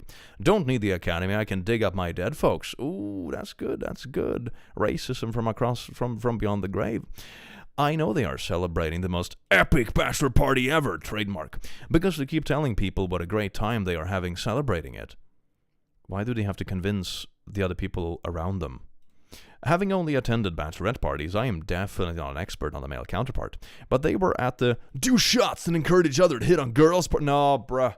Last bachelor party I was at, that I also helped arranging, we went to a cabin in the middle of the Swedish woods. We had a lot of booze. One of my friends is a hunter, so he made a delicious stew out of moose meat, which was amazing. And then we played combat archery in the forest while drunk on whiskey. And then we also did a sexy photo shoot with our friend who was getting married and made a sexy calendar for his wife. So we brought a bunch of clothes. So we took like pictures of him being like a sexy fireman and another picture being like a sexy scout. And then we had like a dress and a wig as well for some reason. It was great. That's what I don't know what the heck this is, but it's not a bachelor party, okay? I would know.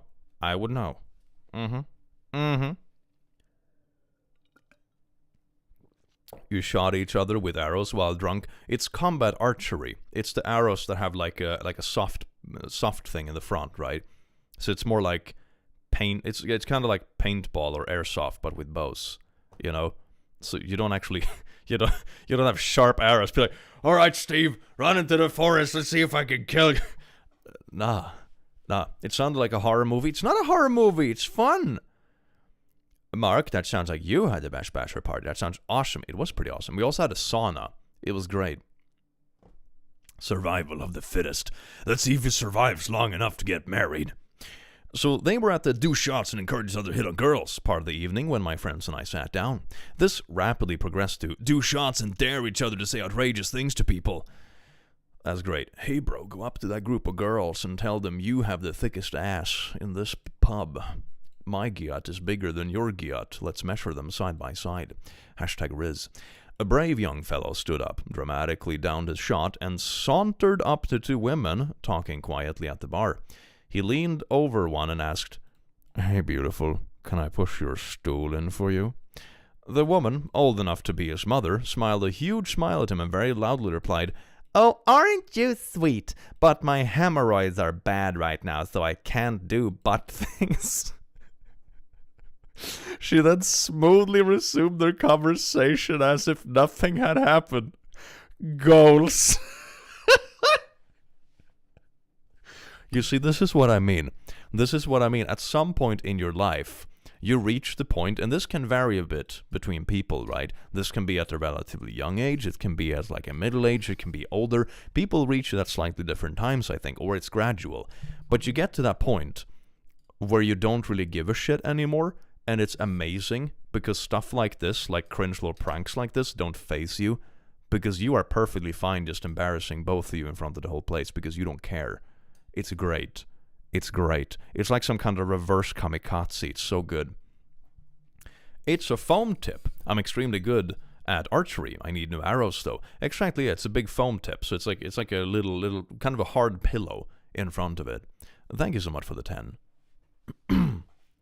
She needs to teach in comebacks? Yes. Yes, I hope she finds this subreddit. It's great. That woman is everything I aspire to be in life, including the hemorrhoids. Yes. I love that. I love that. Confirmed, the older you get as a woman, the easier it is to tell stranger gross things so they piss off. I think that's a bit of like an age privilege, isn't it? It's kind of nice. Like, different parts of life have different pros and cons, right? But that's definitely a pro. I love hemorrhoids. Yes. It's so good. Oh, this was the buy one. I hated high school. None of your business, really. Ooh, let's try this one. I hated high school. I can relate to that. This isn't as good or as long as most here, but I wanted to share because it crossed my mind recently. My senior year, I had to switch schools a few days in after a attempt. Speaking of things that I am afraid to say out loud due to the YouTube algorithm, that's a nice smooth thing to say, and a stay at a psych ward. A few months later, I went to the school to visit some friends. This popular girl, real snobby, says to me, I see the short hair under your hat. It was a beanie. It must be so ugly you cut that short. What? When you went crazy, you chopped it off? And she gets a bunch of people laughing. I look at her and say, no, actually, I have cancer and my hair is growing back. They all went silent and she turned bright red. I was diagnosed 2 months after the attempt. I also, one thing that I find kind of interesting with these sort of people, right? I mean, I guess they're like dumb kids in this case, dumb teenagers. So they are perfectly fine making fun of like psychological health to the point where it would potentially make you fall off the flat earth, but they get embarrassed when they talk about cancer. Am I the only one who caught that? It's like, haha, life-threatening thing. Oh, it's actually this other life-threatening thing. Oh, embarrassment. Huh? Bruh. Man, that's just kind of wild, isn't it? When you actually deconstruct it, it do be kind of wild. Teenage humor is the most inconsistent and unhinged thing ever. Yeah, I think so. I think it's the mix of like try to be cool. So sometimes it's making fun of others, and sometimes it's trying to be cool by being aware of stuff that is obviously bad.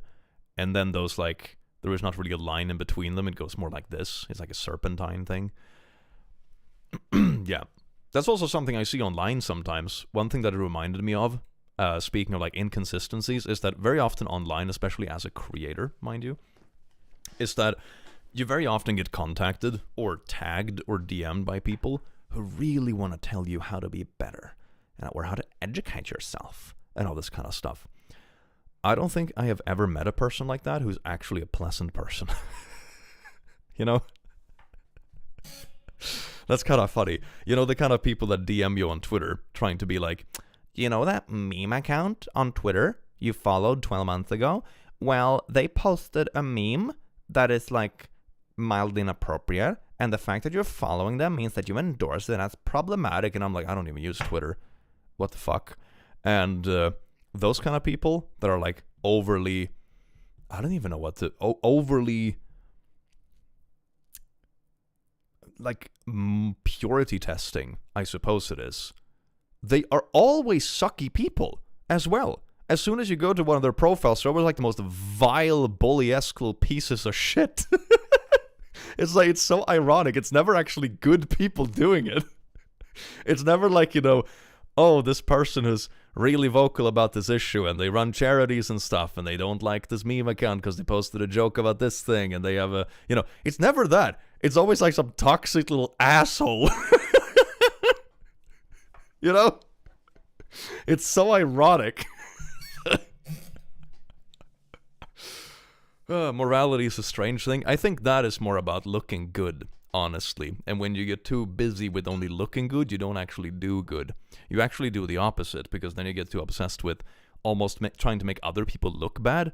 So you get obsessed with looking good in comparison to like a villain you called out, to the point where you would like fabricate villains. you know? It's overcompensating, isn't it? Oh, yes, indeed. It's beautiful. It is beautiful. Virtue signaling and purity testing, people trying to take a shortcut to being a good person. Oh, that is just social media in a nutshell, isn't it? It's gorgeous. Work bully told, I like work bullies. I mean, I like traumatizing them. I don't like work bullies. It makes for good stories. It's the weirdest thing to see those kind of people go off on problematic things. It's like holding the opposite values of genuinely awful people is a remedy to personal toxicity. Yeah, right? It's more like deciding who is bad than just believe the opposite of those people, but then act like a little pile of poo-poo anyway. You know? It's wild. Looking good instead of actually being a good person. Yeah, that's just... I mean, Twitter used to be more like that. Now Twitter is more like a edgy 4chan mess because Musky Husky took it over. But like Twitter 3 years ago or so was insufferable. Like, it's so funny. I have been so close to just leaving Twitter. I mean, I don't really use it, so I guess I left it technically. But I've been so close to like fully leaving Twitter, just like literally deleting it or just like nuking the account and just leaving it up as a placeholder so no one impersonates me, right? But I was so close to doing it a few years ago because I found it so insufferable how morally grandstanding people were, right? I can't stand that kind of stuff. It makes me go nuts. And now I have been really close to deleting it because I'm like, man, the owners of the platform are just like endorsing the most heinous stuff. Why did Twitter go from like the most insufferable stuff to a completely other brand of insufferable? Why couldn't Twitter just meet like an average middle point at some point? Why is it always just insufferable? It's just different brands of insufferable. God. But I think that's just Twitter in a nutshell. It is that kind of platform, I suppose. There is no middle ground. Twitter's whole thing is engagement bait. Yeah, now it is. Because they monetized it and you can pay $8 a month so your posts get prioritized, so then you have more of a potential to monetize it. So if you ever... You know, I still follow some like meme accounts and stuff on Twitter. And if you try to go into the replies, it's a mess. Like the first 100 replies on a meme account, this is people trying to engagement farm. It's like, here's a meme.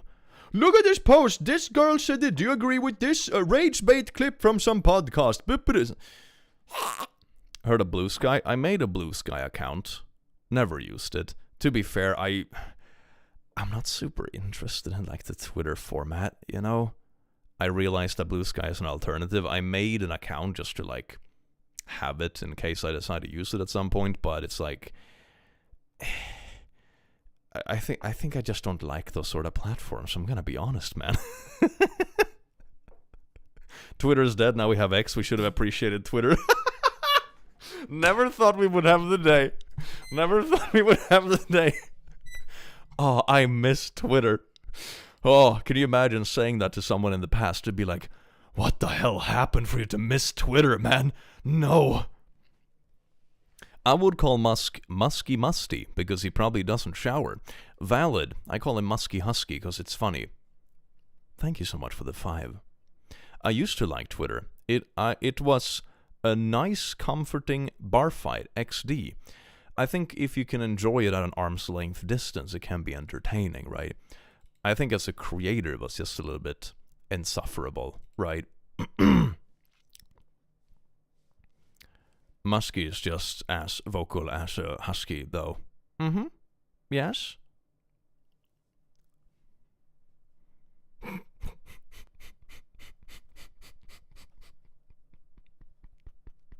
I deleted my Twitter accounts and I don't miss it. I only have Insta and Reddit now.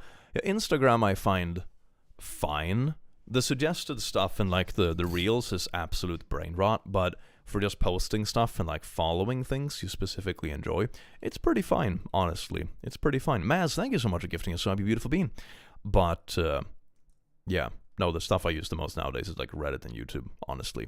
But it's less social media. It's more about like follow things you like and watch videos or read posts, you know. It's not as... I wouldn't deem it as social as some other social media. Does that make sense? I actually read an article that he and his wife don't shower often. Like, actually barely shower. No. Yeah, bro. Now Tumblr is the most healthy site. I never thought I would read that kind of sentence in my life. I mean, don't get me wrong. There is some funny stuff coming out of Tumblr. But man, Tumblr. Oh my god. Oh my god. I feel like every social media platform has its own personality, and they all just kind of suck. You know? Tumblr is great. I love it. To be fair, I have had good experiences with Tumblr, but I'm not particularly deep into Tumblr either. You know? I mainly get my Tumblr exposure from, like, other things that I've gotten reposted from it and stuff. So my exposure to Tumblr has been pretty good. But I've also heard horror things. Can we get Noah Get the Boat, or I'm a total POS vid? Noah Get the Boat isn't really the same thing anymore. If you take a look at the subreddit, there's only depressing news articles nowadays. Like, ooh, family of 15 burned alive in a house. It's not really fun video content. I'm a total POS. I think I tried to do a video about that, but it's a bit too, like... It's a bit too much in the same direction, you know? It's not really good for videos. Thank you for the 3, though. I've stumbled across some crazy poo on Tumblr. Yeah. Don't worry, I'll make my own social network. It's gonna be fine for a bit, and then it's probably gonna derail again. That seems to be the thing. My exposure to Tumblr is Oz's Tumblr videos. That is good. Get someone else to filter through it. Hell yeah. A work bully told. I worked years ago in a fast food restaurant that had recently gotten a new GM. Along with her came her daughter, and they were both precious. Read that entitled Spoiled Brat Personality. Oh no. It was one of those days, and the other managers knew I had been having problems with both of them. But we were not able to help at all, and I asked one of them at one point to please keep Beatrice away from me for the next day as I was dealing with some things at home. Sure enough, word got around, and the bully Beatrice was confronting me the next morning. I heard you want me to stay away from you. What's the matter? Are you afraid of me? Q traumatized them back. Oh no, Beatrice. I just don't want anyone to think you hang around me. She spent the next full minute screaming the name Birch at me. Very satisfying. I just don't want anyone to think you hang around me? What? Am I not getting this? I heard you want to stay away from you. Am I the only one who's not getting this? I feel like I'm missing something. I mean, the screaming is fun, but... What? OP doesn't want Beatrice to be associated with her?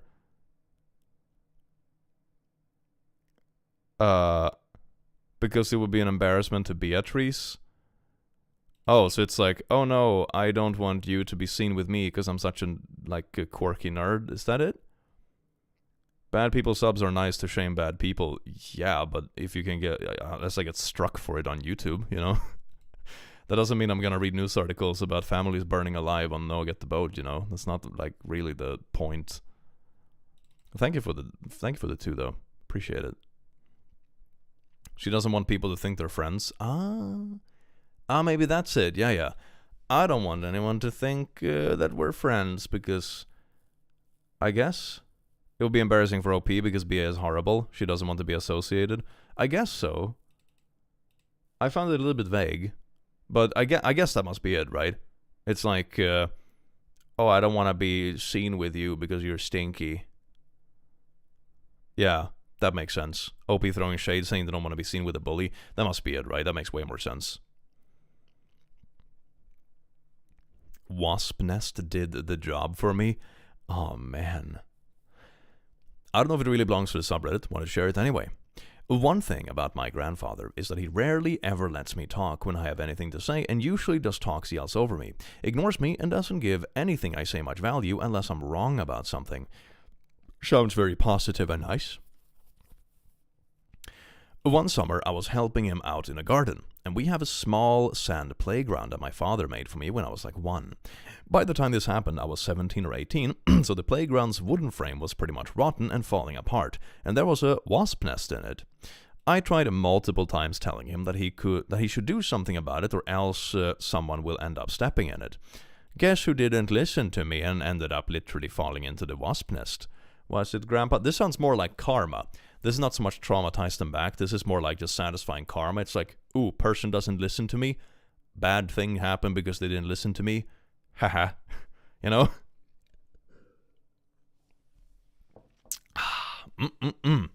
We stand the wasps. We do stand the wasps. I do love myself a little wasp. Maybe I can have like a pet bee. I saw someone do that with a bumblebee, I think. They had like a little leash for a bumblebee and they were walking it. It was so cute. It was so cute. Wedding shaming? Oh, we can do that. That could be fun. Let me see. I haven't done that in a while. I remember I did a couple of videos on it a long time ago. It's a good subreddit. Let's see, top. Let me just sort by like this month or something like that.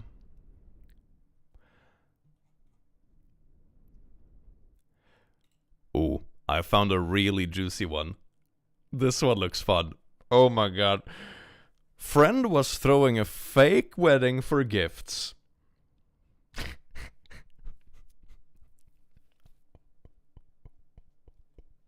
Nah.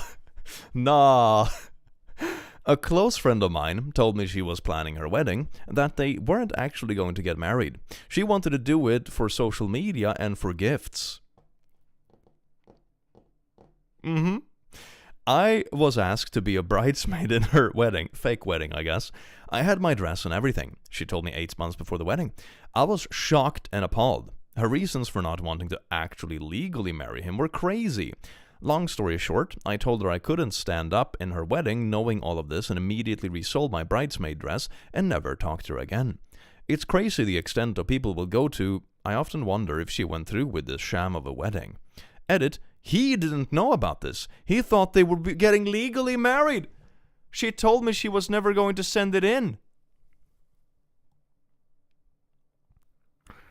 Wait, so she's perfectly willing to burn her entire relationship and wedding to the ground, also lie to family and friends, make an entire fake wedding, betray your potential husband, all for some wedding gifts?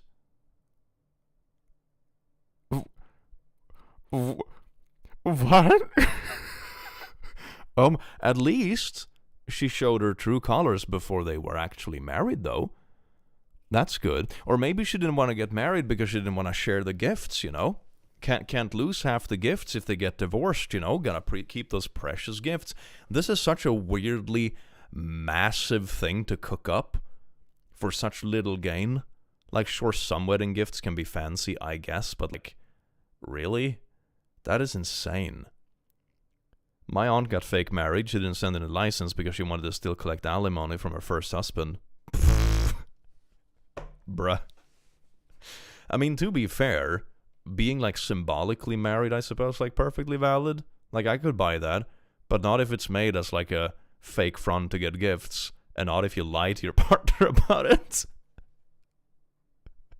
B, emotional support demon with a little collar and leash, though. Oh, yes. For the cost of the wedding, you could get the gifts. Yeah, that's what I also mean. Like, weddings are expensive.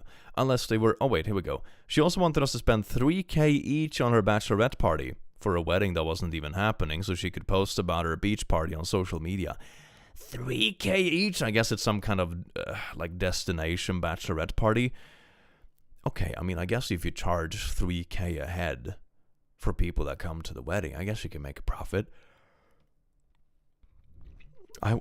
$3,000, man. I would just go on my own full-blown vacation, man. What the hell? And wanted all her bridesmaids to pay $750 each for her bridal shower. I unfortunately had to eat the cost for my flight as I decided not to go either after she told me about this fake wedding. Man, what a shitty friend. That is an awful friend, man. Oh my god. Watch people never attend their actual wedding in the future. Is this just like the boy who cried wolf, but for weddings? I promise this one is real, guys. Please show up. I reject your cake and substitute my own. What else? Ooh, look at this. The dress my mom is planning to wear to my wedding. She sent this to me yesterday and I still haven't replied. Bruh. Nah. Nah. Nah, man. Nah. This... Your mother is gonna...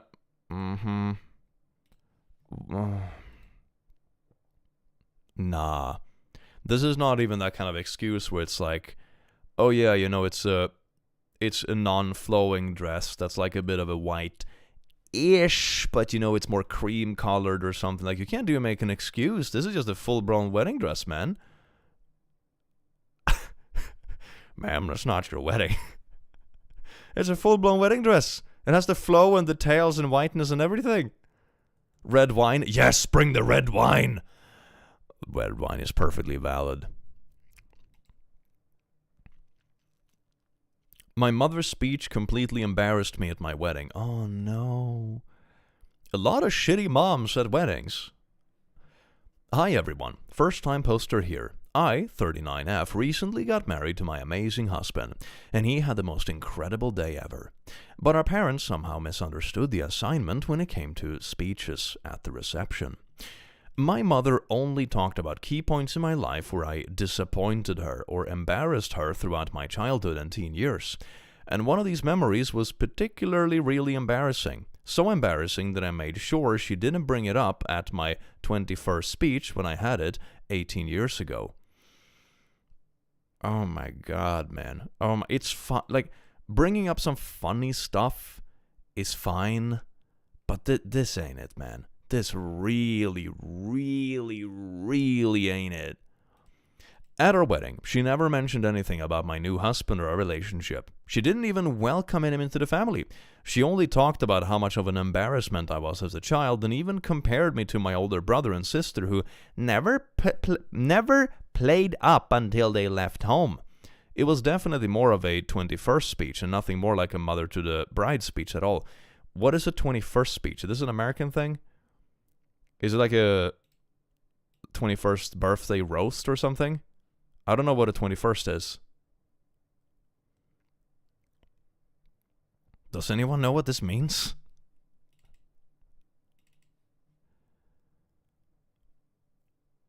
I guess it must be some... I've never heard about that. I'm American. Yeah, I don't know what this means. 21st speech? 21st birthday speech is what I would guess. I guess? Share embarrassing stories about the mom. Ooh, that's the power move. Yeah, I like that. Sounds like rich people speak. Makes sense, as you can drink when you're 21 in the US. Yeah, like 21 is more of a big thing in the US than other places. Like, you literally have the Forever 21 and all that kind of jazz. So, like, yeah. The 21st birthday is coming of age party, I guess, when they can drink and stuff for the first time, I suppose, or at least legally. It's just the 21st roast sesh, but it's usually given by siblings. Okay.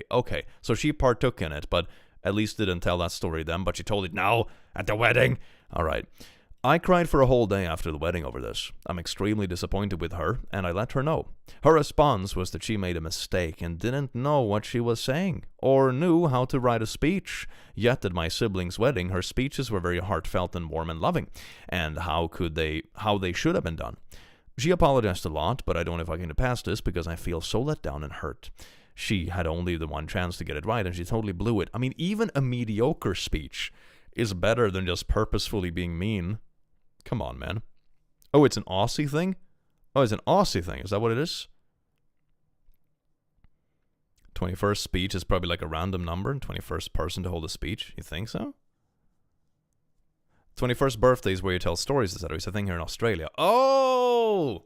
21st speech is common in Australia. Ah, that's where it's... Okay, now it makes sense. All right. Okay. 21st is kind and you give well wishes. Oh. Okay.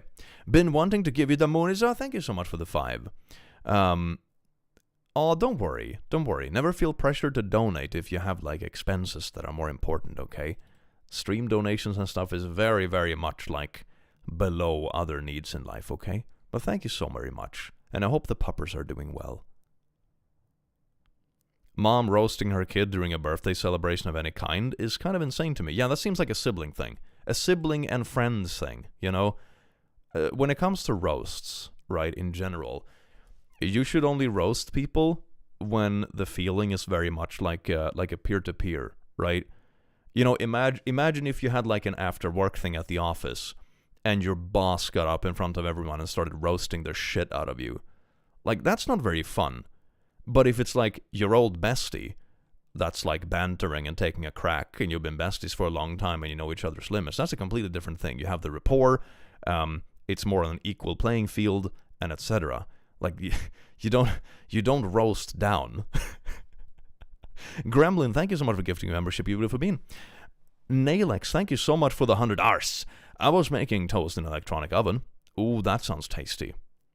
Oh, and the next second the bread is too crispy. Oh, man. That is, oh, nah. Kavik, thank you so much for being a last, you beautiful bean. If my boss started roasting anyone, everyone would be roasting him back. Exactly, that's what I mean. You don't roast down. She also had this speech written down and prepared. It wasn't off the cuff at all. Ooh, that makes it worse. Everyone I love and respected was in that room at the reception, including bosses and business associate, past work colleagues, colleague friend, neighbors, family friend, extended family, all my besties, etc. I feel like she was just out to get laughs from people and didn't focus on what a wedding was actually about. I understand you can make a little bit of fun of the bride and groom, but not for the whole speech to be taking the piss. I mean, the bride and the groom should also be laughing. That's the thing. It's their day, okay? Like, for example, one thing we did for a friend that was really funny is that we recorded an interview with him and his wife for their wedding to show at the wedding as a little movie. We actually recorded it here in my studio. It was very fun. And what we did, what they didn't know, is that we mixed up the questions and the answers. So it became like completely unhinged. So, and they thought it was hilarious, and we knew that they would find it hilarious. So in the beginning, the questions were just like with the appropriate answer. It's like, how long have you been together? Oh, like 10 years. Like, where did you meet? Oh, at this place. And then we started mixing the questions. So it was like, one question I remember we had asked, oh, what was it like at the first place you lived together? It was in a basement, right? And they said like, oh, yeah, you know, so moist, no furniture, carpets everywhere. And then we replaced the question, and we asked, and then the question we had in the edit was, what's a perfect date night like? And they were, oh, super moist, no furniture, rubber carpets all over the floor. And this was like the entirety of the movie. And they found it hilarious because everyone started catching on like, you know, oh, they have made something with this. Something is edited. This is amazing. That's the kind of stuff you do, right? That everyone likes, and the bride and groom really loves it, and everyone is having fun. It's not a roast session, like, especially about sensitive stuff. Like, roast session, then you do it about stuff, you know, that you know they're also fine with, you know, where it's like banter level stuff. Not this. Moist. Yeah, moist. It's a good word. I know she is feeling really awful about how she let me down. She helped out so much with the preparations for months leading up to the wedding. I love her so much, I don't know if I can get past this. I feel like she doesn't respect me at all. Being the youngest, too, she still treats me like I'm 16. I think that's like a common thing to get stuck in when you're the youngest child. Like, sometimes it can be difficult to leave the family mindset of you being the smölbean. I feel like I've lost all respect for her and don't even want to see her, as I know she will just give me a hug and tell me to get over it and move on. I don't know if I can move on from this. I want to punish her by going low contact, but at the same time I don't hate her. I just hate what she did. I only get one mom in this world, but I also don't want her to get off the hook this easily.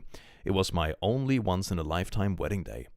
My husband's father's speech was very similar, but he's choosing not to let it get him down, as it wasn't quite as degrading as my mother's speech was. I mean, okay, yeah. Then it sounds like they both were kind of like, I don't know. Meh. That's like, did they plan it together? Did they like agree ahead of time, like, let's roast them? Did they sync this? I mean, they're New Zealand. Okay, so Australia and New Zealand, I guess. I'm in New Zealand, and a 21st party is often a big deal here. Okay. I bet more than a few people at the wedding were appalled by her speech. They probably have sympathy for you because they think your mother is not very nice for saying what she did. If she mentions her speech again, I would tell her she made a fool of herself in front of your guests. That's actually a pretty good way of dealing with it. Make it embarrassing for her. Like, Oh yeah, I talked to a lot of people and they thought you were like really out there for trying to embarrass your daughter on her own wedding. Like, damn, you really embarrassed yourself. Why would you do that? That's a pretty good way of turning it around. Like, without having to cut them out of your life or whatever and do something drastic. This is a pretty good way of doing it. And it'll probably make them feel bad enough to not try that shit again. I'm 35 and I paid $125,000 to our home and I'm still the dumb youngest sister. Yeah, there you go. You see? Sometimes it just do be like that. Oh, Nalix, thank you so much for the 100 hours. Oh, no, favorite vegan pizza with veg cheese, tomatoes. Oh, that sounds good. That sounds good. I hope it was tasty. She sure sounds like she couldn't stand the bride to be happy or the center of attention. So she set up to wreck the vibe and put her in her place. Yeah, is this just like the speech equivalent of wearing a wedding dress to someone else's wedding, you know? I sort of get that vibe, like low-key.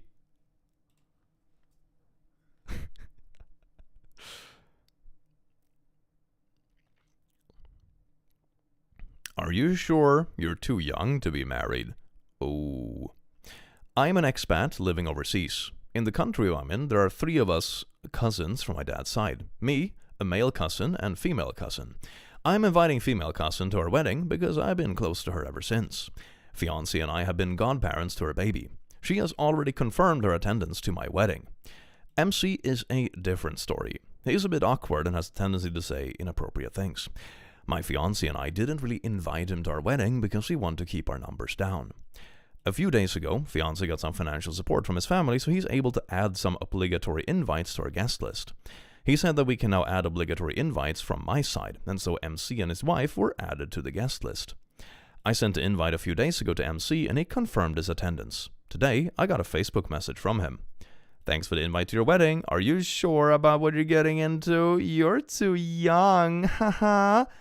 For context, he is in his late 40s, and I am 34. Fiancé is 40. Okay. That's not like... I thought when I read this title, it was going to be like, someone getting married when they're like, 20 or something. Like, really young marriage, right? And I was like, 34? Bruh. Oh my god.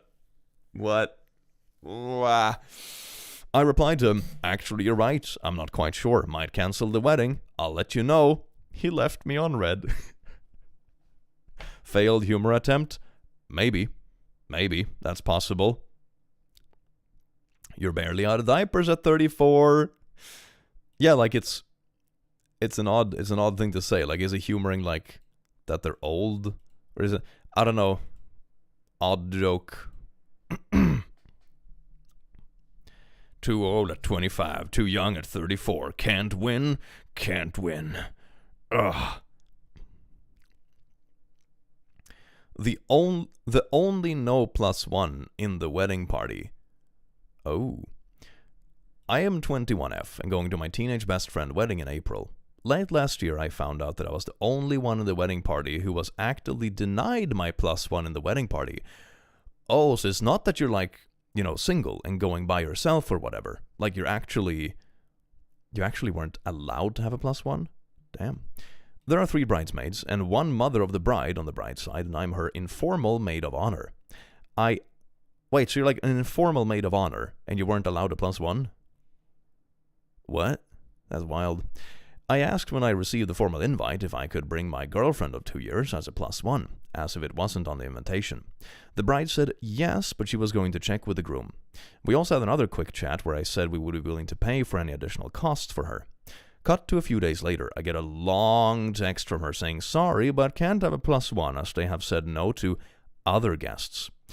Because I live around 4 hours away, and her and our fiancé haven't really met my girlfriend first, we understood, and explained as the hotel was so expensive and it's a journey and she would come to stay with me but not attend the wedding on reception.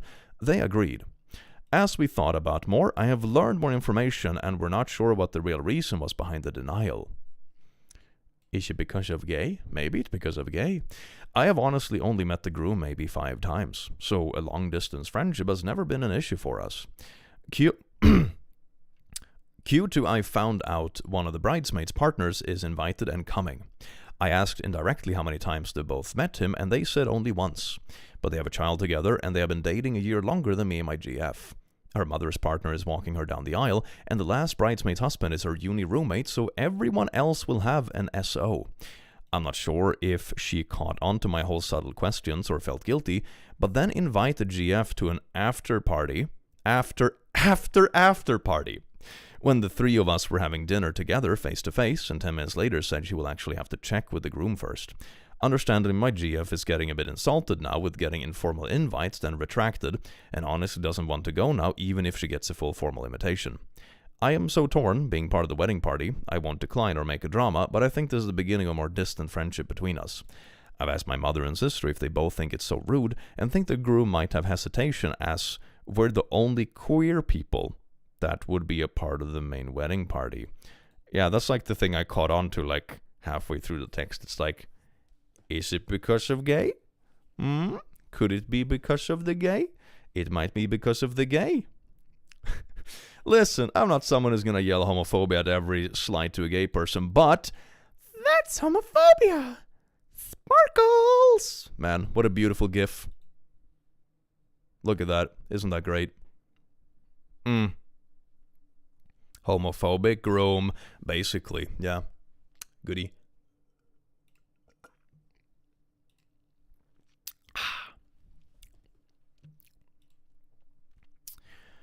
You have entered the homophobia. Be prepared, traveler. Oh, yes, indeed.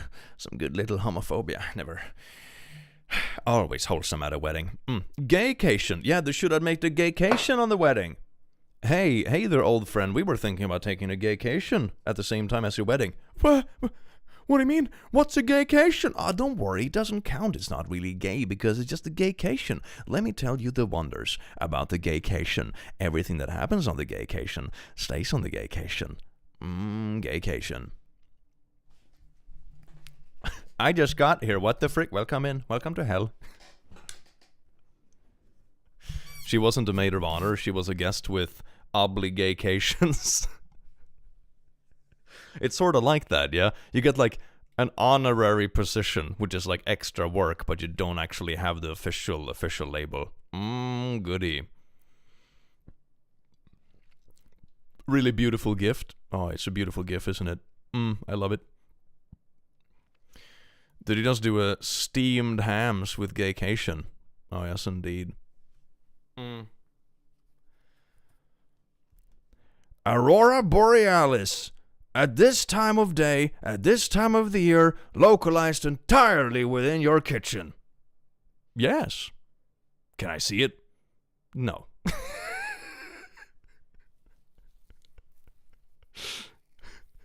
Such an unhinged episode. I love it.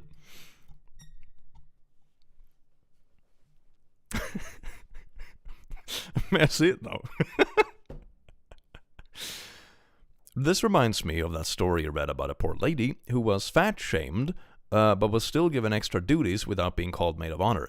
And she was told she was too fat to take pictures with. Yeah, I remember that. That was like a wedding shaming video from like a year or two ago. I remember. That was insane. It's like, no, you can do the extra tasks, but I'm so concerned about my picture aesthetics.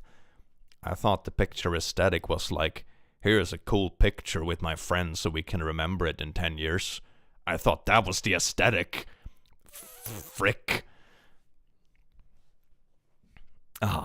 Well, it is getting a little bit late here where I live, and I am going to start rounding off because I have responsibilities in the morning, which means basically crawling out of bed before it gets too late so I can do stuff tomorrow, which is going to be great.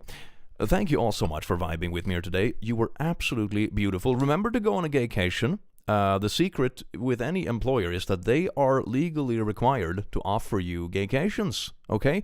So ask them for gaycations today and get your free gaycation coupon on your way out. Thank you so much, everyone, for vibing with me here today, and enjoy your gaycation. Take care. Mwah.